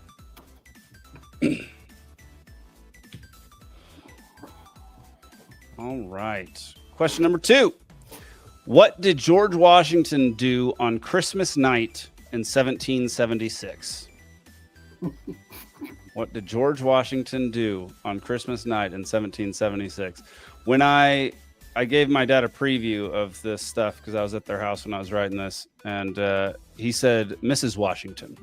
But that is the incorrect answer. I have a similar joke written down. That's hilarious. All right. That's too funny. I did not expect that from your dad. That's Dennis, hilarious. you got an answer? That's my favorite thing he's ever said. I'd say gave gifts to his troops. All right. Alden? I said masturbate, then crosses the Delaware. Okay. Nick, what do you got? Yeah, across the Delaware. But It is after cross the masturbate. Delaware River to ambush the British. Bravo. I get a bonus. Although point weren't because they we all know Hessians? He wanked it before then, you know. Can you prove Gotta it? settle And then the I'll give it to you. nerves If you can before. prove it, Alden, I will give it to you. Weren't they? Oh, yeah, weren't no, they I'm Hessians, him though? Hessian reincarnated. mercenaries. I know, yeah. Question number 3. In what country is KFC a popular Christmas dinner with families ordering buckets months in advance? And it is not the United States. It's not the country of Kentucky? In what country is KFC a popular Christmas dinner with families ordering buckets months in advance? That's months in advance is incredible. Isn't that wild? Yeah. I have All right, one answer. we're gonna If switch it's it not up. this, I'll be Nick, upset. what do you got? I have a feeling this is somewhere in Asia, and I'm going with Japan. Alden, what do you got? South Korea. South Korea. Dennis? India. India. Well, Audience in says Asia. Japan. It is Japan. God damn it! Yeah, that was a tough one. My dad knew You it did have too. a I couldn't strong believe it. Asian vibe, but I know that there's like the KFC vibe is like strong in the Korean kind of Dude, food. KFC was Japan, the but like I traveled to 45 countries. one of the most popular, KFC's right? the most I've ever seen. Like there's You know what's no funny? other restaurant. Hey, In he's the places back. that you've been, KFC that I know of, KFC is pretty strong, but Subway apparently has the strongest franchise foothold like in the world. Which Interesting. what does anyone even eat Subway anymore? That's insane. Steven, you got I would go 13 on points, occasion man. when there was one right down the road from where I work, and there's Yeah. nothing else closer. But I mean, I guess just have a pedophile as your Okay. mascot, and you're guaranteed an international fucking empire. I don't know. All right. Question number 4. What demonic horned creature from Alpine folklore punishes naughty children at Christmas? What demonic horned creature from Alpine folklore punishes naughty children at Christmas? Should we give Steven a bonus, like a gimme point, half So of the if Steven average if or Steven something? gets every single question right the rest of the time, he gets a bonus Brutal. of 10 points. Okay, fine. I was trying to help him out. I feel like that's. But he has to get all of them right. All right. Okay. All right, Steven, what do you got? Krampus. Nick? That's what I said. Krampus. Yeah. Dennis? Krampus. Yeah. Go. The answer is Krampus. Hey. Bravo. took Audience that says one in high Krampus as well.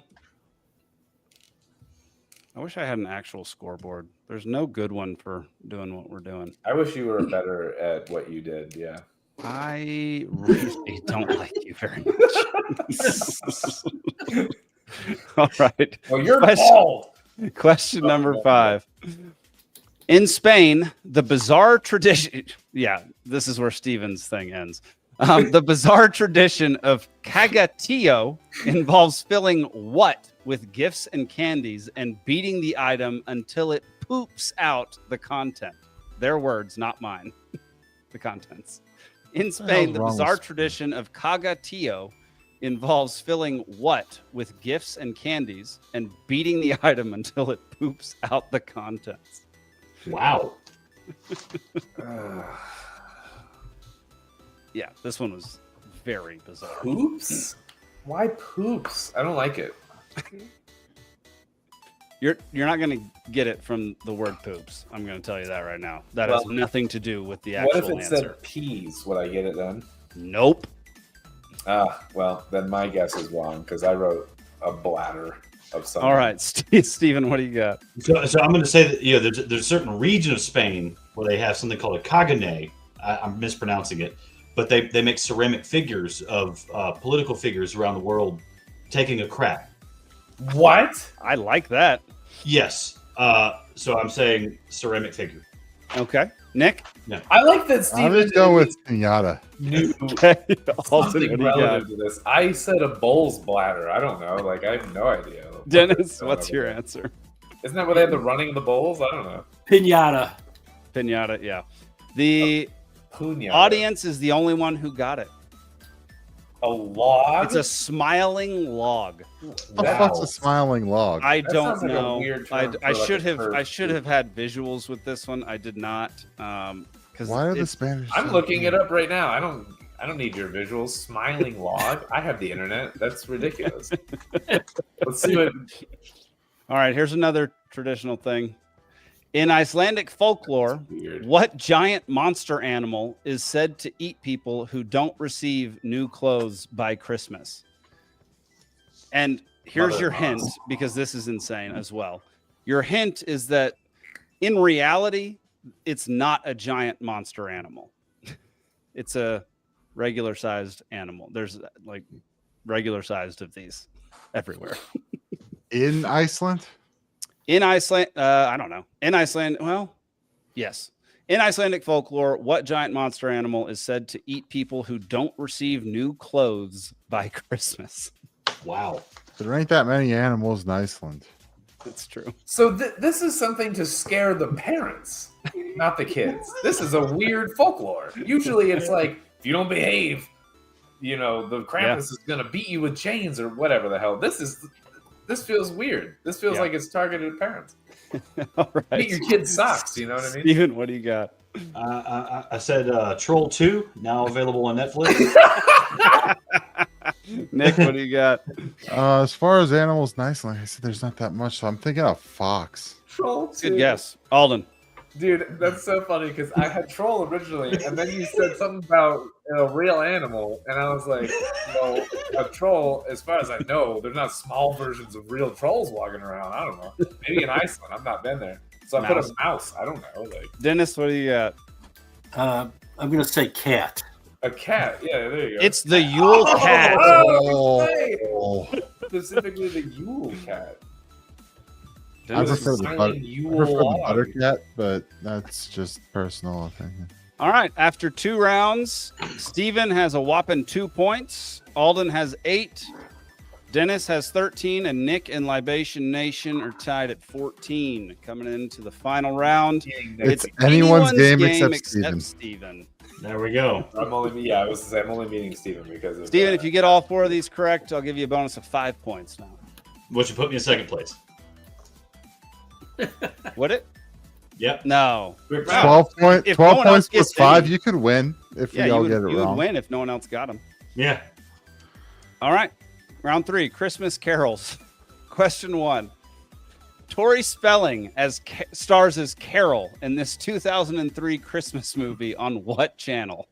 It's called A Carol Christmas. A channel?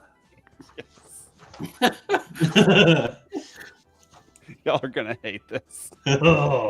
What? Like what? I don't know what that means. Cable or like Gary Coleman and William Shatner? Yeah. Oh, I got you, fam. Tori Spelling stars as Carol in this 2003 Christmas movie on what channel? Weird. All right. Channel. Steven, what do you got? Hallmark, baby. Nick, what do you got? Not a bad I'm going guess. with Hallmark, but I feel like it's a trap question. I said the CW. I have no goddamn idea. Dennis, what do you got? Yeah, Hallmark, I think. Oh, shit. Audience says Lifetime. Oh, those are both better. It's Hallmark, everybody. Boom. Why didn't I think of that? That's way better. Yeah. Which, by the way, Hallmark Plus will give you 30 days for free. So if you want to get that binge in before Christmas, sign up now. I really don't. Don't anybody sign up. I beg I of watch you. Little House on the Prairie or whatever. I beg of you, don't sign up. All right, question number 2. Lola Bunny directs her own version of A Christmas Carol, starring Carol, in an episode of what show?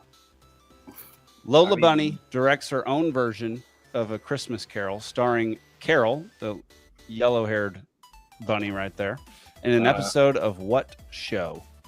This was made, I think, in 2006. It was season 2, episode 10, if I remember correctly. That was the year I thought you were going to guess. That's but I don't get bonus points for that, so that's annoying. Yeah. Zach just asked, has Nikki been in Hallmark movies? She's been in Hallmark style movies. She may have been in a Hallmark movie at one point. She was in Dolly Parton's last Hallmark-ish movie that I think it's on Netflix. I just bought a Dolly basically Parton a Hallmark movie. Christmas vinyl for Haley. That's funny. Nice. Steven, what do you got? Is obsessed with Looney Tunes? Nick, what do you got? Yeah, it says Looney Tunes. Alden? I didn't know. Okay, so I put Looney Tunes / Bugs Bunny specifically. If it was like a, I don't know if it's rectangle and a square kind of thing. If it gets specific. Dennis, what do you got? Space Jam. Oh, I like that As a guess. show. The answer is the Looney Tunes. All right. Yeah, season 1 had 400 episodes. Of Looney Tunes? Did it really? No, I don't know. I would have believed it because Well, he said that was like 2006. It was season 2, episode 10. I'm like, I grew up on that. Like that's it. So I think that was just Looney Tunes. I think they did the Looney Tunes starting in like 2006. It's different when you put a "the" there. Yeah. Yeah. That's why everybody likes Facebook. No one liked the Facebook, Yeah. Drop the. Just yeah, leave it to the Weinsteins. Yeah. All right. Question number 3. Carol Kane played the ghost of Christmas Present in what 1988 film? Carol Kane played the ghost of Christmas Present in what 1988 film? And in case you didn't know, that's her right there. Oh. Thanks. All right. Steven, what do you got? Kick Offerman. I was way off. Scrooge. Okay. Nick? I just said, I don't know. Tim Burton's A Christmas Carol. Seems right. It does seem right, actually. I just put A Christmas Carol, yeah. All right. Dennis? Scrooged. All right. Past Audience says Scrooged, and it is Scrooged. Yeah, go Scrooge yourself. Wait, is that the Bill Murray movie? Yep. Yeah. I have seen that a while back. Okay, hold on. That's annoying. Yeah. Yep. Yeah, I'm annoyed with you, Yep, that's it's for annoying to be you. Yep. Yeah. All right. Final question. If Steven gets this, he gets an extra 5 points, which would put him tied with Dennis if Dennis doesn't get this correct. And it's down to me or Dennis on who wins on this. So Coming what for do your I neck, need? Alden. Coming What do for I your need to neck. win? All right, here we go. Question number 4. Starring in many Christmas-themed episodes and sketches, who is this famous comedic actress? Starring in many Christmas-themed episodes and sketches, who is this famous comedic actress? Oh my gosh. All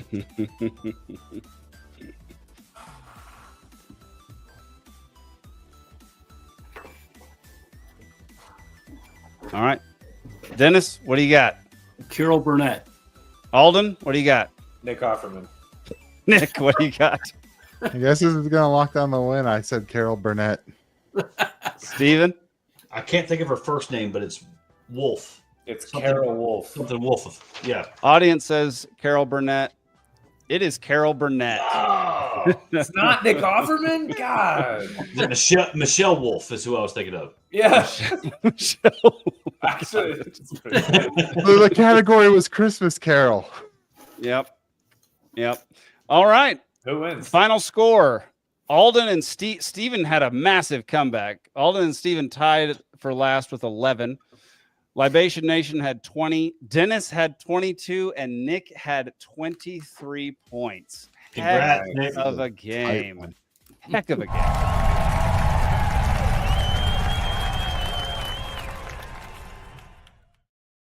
So I scored as much as Steven when Steven played half a game. That makes me feel good. Yeah. Yep. Yeah, cool. I'm gonna go get another drink because cool. Yeah. Well, we're wrapping up soon, Alden. You don't got to go too far. I'm really surprised I got that last one, but I was like, okay. I'm thinking, all right, what's it? And then it's like, the category was like, okay, I gotta.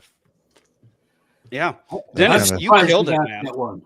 I am surprised you got that one too, Nick. I didn't give any hints. My hint was going to be, it was going to be a very basic hint. Are we sure that was Michelle Wolf? Because she would not need any hairstylist for that to be her in what you showed her.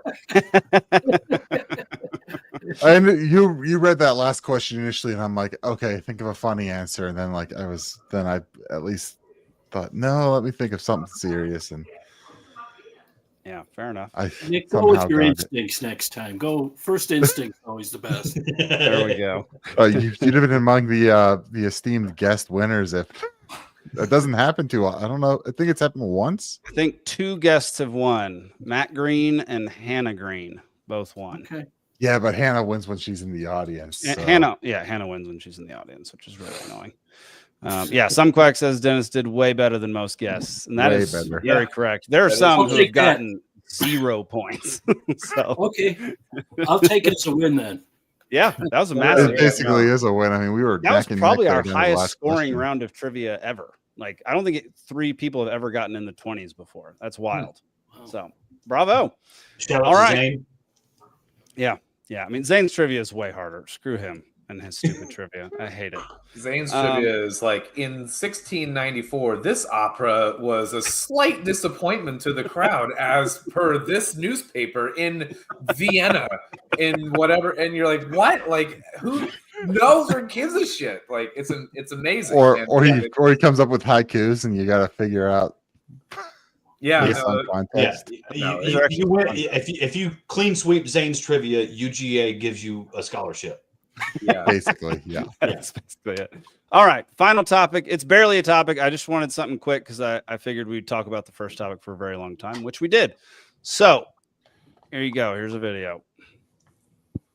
Sprinting at night through houses with white lights when we can put our nods down and own it. And why are we yelling? Stop yelling. When you turn a corner and you point your gun up, I don't need to hear you yell, stairwell. I'll assume there's a stairwell. Shut up. So we started training on silent runs, and we learned when we were silent, not only we were faster and more efficient, we were communicating at the highest level. There's no reason to give someone your position. One of the nights we were going into this hallway, this Al-Qaeda dude hops out. He's got an AK-47. He could have killed every single one of us, but he couldn't see us. We're going to go in quiet. We're not going to blow the door. We're going to pick the lock. We figured out ways to break the glass quietly and open it. Just go inside, wake them up, catch them when they're sleeping. See how many guys you can touch while they're sleeping. You started having competitions. How many Al-Qaeda guys can you check for a suicide bomb and then wake them up by saying, and then watching a grown man his pants. Why are we sprinting at night? Okay, so the only reason I put this in as a topic was I kind of wanted to have it as the drunkard of the week, but it wouldn't have worked all that well for me because in every movie I've ever watched, the military always goes into these buildings and they're trying to do it quietly, but they're screaming commands to each other across the place, just giving away their, and it took till now for them to figure this out, to be quiet while you're going through a house when you're trying to murder the person who's in it. No, I think certain groups know. Yeah. Fair yeah, enough. you know, when you're talking about special ops and they're wearing their nods and they got I've got Polaroids in my family of some things that happened in Vietnam. Oh. That I promise you, commands were not screamed for that to happen. Yeah. Okay. Yeah. Okay. Then why is it depicted that way in literally every movie? Yeah. Well, Hollywood. It's more dramatic. Silent movies. You're a movie maker. You're a filmmaker. You should know this. It's not more dramatic. It's less dramatic, and it's stupider. It doesn't provide any tension. A lot of it is it's cues to get the actor in the scene. Yeah. Now what we see a lot with today's military movies as they're getting more and more accurate because you're getting actual retired military as consultants, you're getting some military actually filling in as the supporting roles for these actors. So like you got guys like who's playing Jack Ryan these days? The guy from The Office, John Krasinski. Thank you. We just had a clip from him in the last. Yeah. So he's one of those, like, he gets in with those guys. He does their training protocol. He hangs out with them. He does what they do. And so, in the movie, when they're doing that kind of stuff, a lot of that is cues for the actor. So like that, some of that is, hey, you scream stairwell, 5 seconds later, you turn left, you do this, you do that. So a lot of that is cues for the action scene. But like what you're seeing with oh gosh, well it was a Netflix movie. It was the guy that played Thor, Chris Hemsworth, or it was Extraction. Yes, the Extraction movies. Yeah. The guy's doing like 20-30 minute continuous sequences, and you notice he's not screaming stuff while that's happening. No, I have not seen these movies. Oh, dude. Good. Oh my, it's continuous. Not as good as Triple Frontier.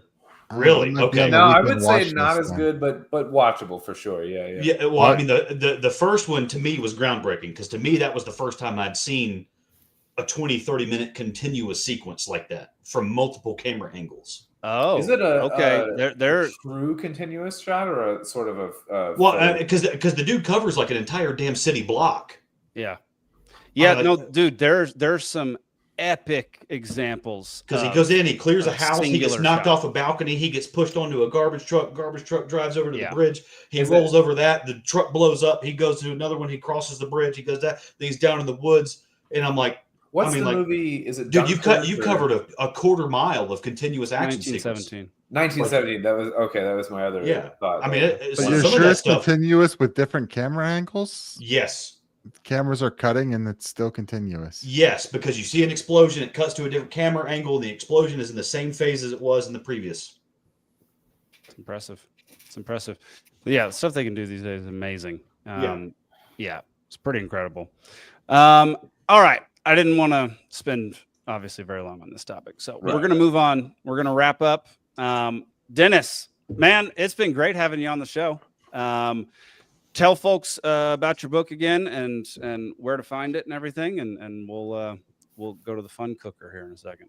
Yep. I actually have a copy of it. Nice. DC Swamp Strikes Back, Aaron Burr, Donald Trump, and their similar battles. It's available on my website, authordennisbrennan.com, at amazon.com, and Barnes & Noble, all online. Hopefully we'll get it in the stores soon. And I appreciate you guys having me on. This was a lot of fun. I mean, I appreciate everyone except Nick. We need to be another guest. Yeah, not cool. Echo our sentiments. Yeah. Hey, I'll still say go out there and get his book. Yeah, give him a read. All right, there you go. Check it out. Heck yeah. Back in the good graces. Yeah, and so say your website again so I can put that up on the screen. It's authordennisbrennan.com. Nice. authordennisbrennan.com. Is Aaron Burr the guy that shot Hamilton? Yes. Yes. Is he like a villain now in the public eye? Because Hamilton is a very popular musical now. In my mind, Hamilton's the villain. Is that right? I've never seen the musical. Hamilton.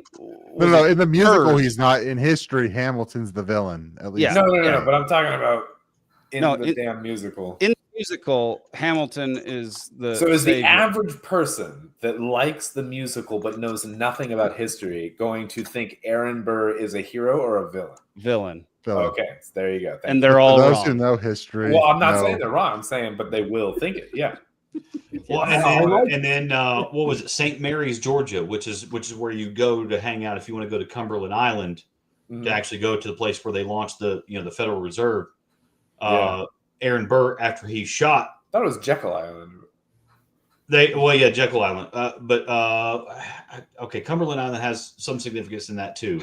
I think they met there. One of the guys met there, lived there, met there first. It was the private residence. The first orgy was on Cumberland. Yeah, but so St. Mary's is where Aaron Burr fled to. Oh, interesting. So you go to these historic towns. They got these signs out in front of the houses, and that's one of those things. It's like, hey, after he shot the guy, this is where he came and hang out.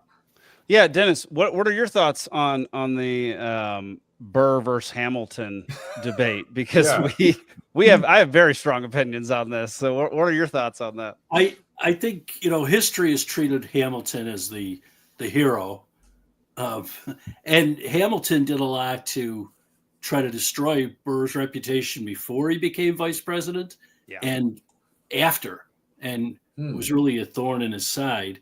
I'm not going to say he got what he deserves, but if you challenge someone to a duel, you better be able to shoot him. You better have dry powder, motherfucker. Yeah.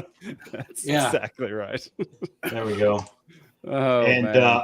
I just ordered the book. I'm going to have it Sunday, is what Amazon tells me. So thank you for writing that. Thank you. Nice. Yeah. Heck yeah. Heck yeah. I'm not that fast. I'm sorry. I can't multitask quite the same way. So that's fair. Yeah. It's hard for me to do that as well. So, well, Dennis, again, thank you for coming on the show, man. Thank you for reaching out. Really appreciate it. Us. Yeah. Thank you for stepping, hopping in and joining in and still jabbing at people. It's great. Normally our guest doesn't really go after people, but if you go after Nick, that's a great thing. I love it. We appreciate it. All but Nick. Yeah, we thanks a lot, guys. I appreciate it. Absolutely. Thanks for being here. All right, everybody. You can go check out what? Before we jump to the funnies, I want to cover one thing. So well, then cover it quickly. Yeah. So tomorrow, so funny. This is a more somber topic. Tomorrow, a good man turns himself into prison. Keanu Rodriguez, one of the Samurai Wallet developers. For those who don't know, Samurai Wallet was a Bitcoin wallet, and basically what they did is they had integrated tools in it. This whole thing was open source. They never took any possession of any money. So basically, this was an open source thing that. It mixed it out there. The regulators said no, this isn't a money transmitting thing. You don't need a license for it. The Southern District of New York disagreed with what the regulators said in their own definitions, and went after Bill and Keone, the two developers. Tomorrow, Keone will surrender himself to federal prison after they pled out. I think for 5 years instead of 25 years. And Bill surrenders on January 2nd. And I'm only saying this because, one, because it's so timely, but these are guys who just wrote code, right? They didn't ever hold any money. They weren't doing anything. They didn't do any money laundering. If it happened, it's code. It's open source code. How do you control that, right? Basically, this is just punishing people for First Amendment stuff. We've been out there pushing for a pardon. Someone in the press pool 2 days ago brought this up to Donald Trump. And there's a video of him out there saying, I've heard of that. We should take a look at it and see. So there's a chance that we can get them a pardon, but it looks like at least Keone is going to have to do some time. This is a travesty of justice, but, it came down to, I think, 25 years or take the plea for 5. Mm. And so if you, at the very least, go to Bill and Keone, BILLANDKEONNE.org and sign the petition, make some noise to Donald Trump online and see if we can get these guys out because, they pled. So the only thing that we can do is get a presidential pardon here. Jeez, that's rough, man. That's rough. My question is, did their code, get sentient and go murder some folks? Right. Yeah. That would be. Nope. That would be Got it. Okay. Literally, they wrote some code so that Bitcoin transactions could be a little more private. That's it. Go help them, and then also Snowden while you're at it. Snowden while you're at it. But this is timely because Donald Trump just the other day came out publicly and said, "Yeah, I've heard a little bit of this. I need to look into it more, and maybe we should pardon them." So, if those guys get pardoned, Erwin Schiff needs posthumous acknowledgement. Erwin Schiff. That would be something. Peter Schiff, the guy that always pushes gold. Yeah. That's So his father actually proved, and it went all the way up to Supreme Court, actually proved how the income tax is unconstitutional, and therefore, that's where I know this. The Supreme Court acknowledged that he was legitimate in his claim, but they could not see him as not guilty because it would unravel set a precedent. It would set a precedent. Legal precedent, yes. Yep. And it would unravel the tax code, and it would dismantle the entire country's economy. The whole setup, as far as the IRS and the tax base is concerned, it was acknowledged that it made logical sense, and yet they could not do it because it would, and they let him die in prison of cancer of it instead of. And they said, all we need you to do is recant, and we will set you free. And he said, "This feels I'm like." good. The Church of England, where they were like, all we need you to do is say that, you don't believe in Jupiter or the planets, or that the, Earth is the center of the universe. And like, you can go free, Galileo or whatever. So the difference here, though, is the prison that he was in, he got free health care. And 3 hots and a cot. Now Galileo was in some dark corner. Yeah. He was not doing well. Yeah, right. He got moldy bread and a fart in a can and a kick in the ass or whatever he got. Yeah, it wasn't good, but yeah.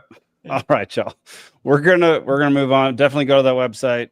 Sign the petition for sure. Yeah. If you're a supporter, supporter, Dennis away. I think we scared Dennis away. But I was on a call with him. I was on a call with him, a couple of weeks ago. So it would be good. And I think he's reporting to prison in Morgantown, which is only about an hour from me. So West Virginia. I wrote a letter to Santa 2 weeks ago. But did you get anything back? I want an elf to help me paint my house. And he would not give me. They're short on labor. That elf is named Jose, and he hangs out at the Home Depot. Yeah. He couldn't spare him. Yeah. And he speaks cash. Yeah. All right. We're going to move on to the funniest. Before we do, head on over to peacefulsea.network. Check out our other shows, our documentaries, Dollar Media Club, all the above. We got some good stuff happening, especially with the Cascade Effect and Philosophical Fall Guy. So go check those out. And we're going to go watch some funny videos. I got 7 today. So nice. Big night. Some giggles. Big night. Yeah. So here we go. This is my final tea as a British man. I'm going to go into that building and I'm going to walk out American. So I feel like I should pour one out. That tea has milk in it.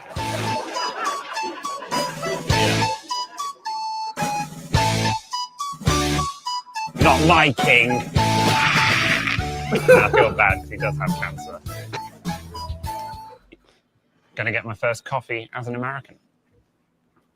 It's like the most British looking person you've ever seen. Feel different. Anymore. Feel free.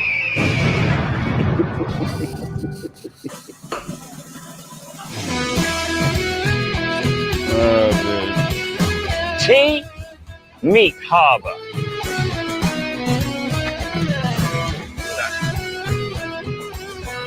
Swiss!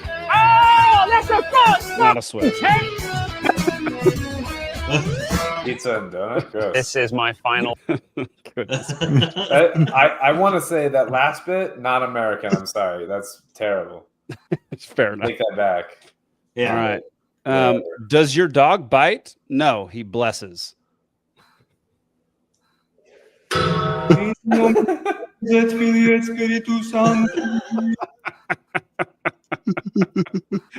it's so good. Benighted, that dog. Dude. Mm-hmm. Oh, that one got me. Is that a 96 Astro van? Like, what is in the background? Yeah, what country are we in? Oh my gosh. All right, here you go. I just know we found something so loud. You got me kissing the ground. You sexual. That's the sound from Home Alone 2. When the guy gets fucking shocked at the sink or whatever. That is so funny. Yeah. All right, here is the cleanest block in NBA history.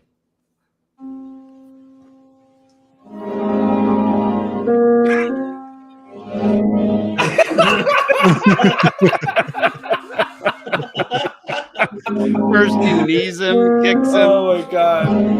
Smacks him in the head. That's Jordan.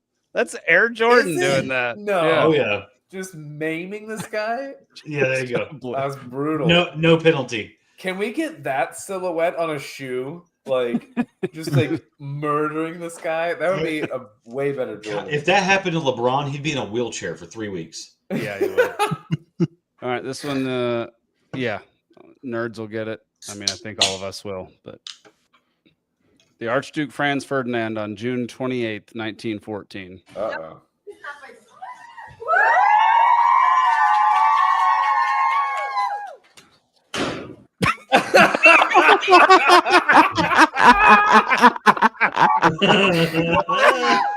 The confetti popper around the world. That's hilarious. This is right in the throat. Like, although to be fair, that's a very simplified version because they missed the first shot and it was only by luck they happened to. Let's apply logic to a stupid video. Let's do that, Nick. Goodness, could you be more of an autistic libertarian? Ruin fun, Nick. Yeah. I know exactly how that feels because now my oldest son does it to me. And now, so apparently Amazon sells 24 packs of those freaking confetti guns. Oh, no. That's great. I got to get some of those. And she's found a way to order them through friends or her family or whatever that I don't see it show up on our account because, like, if I see it on our account, then, like, you know, then I check every corner. You know, I'm like, I come home from work and I'm like, stairwell, kitchen, stairwell, you know, clear. You know, I'm yelling out commands. Yeah. But if I don't see it come up on that, you know, then I'm acting like everything's normal, and then I come around the corner, pow! Right. Oh man. Right in the kisser. Yeah. All right. Final one of the evening. Lord of the Rings nerds will love this one. Oh, nice. Gandalf, do not touch the Palantir. Pippin.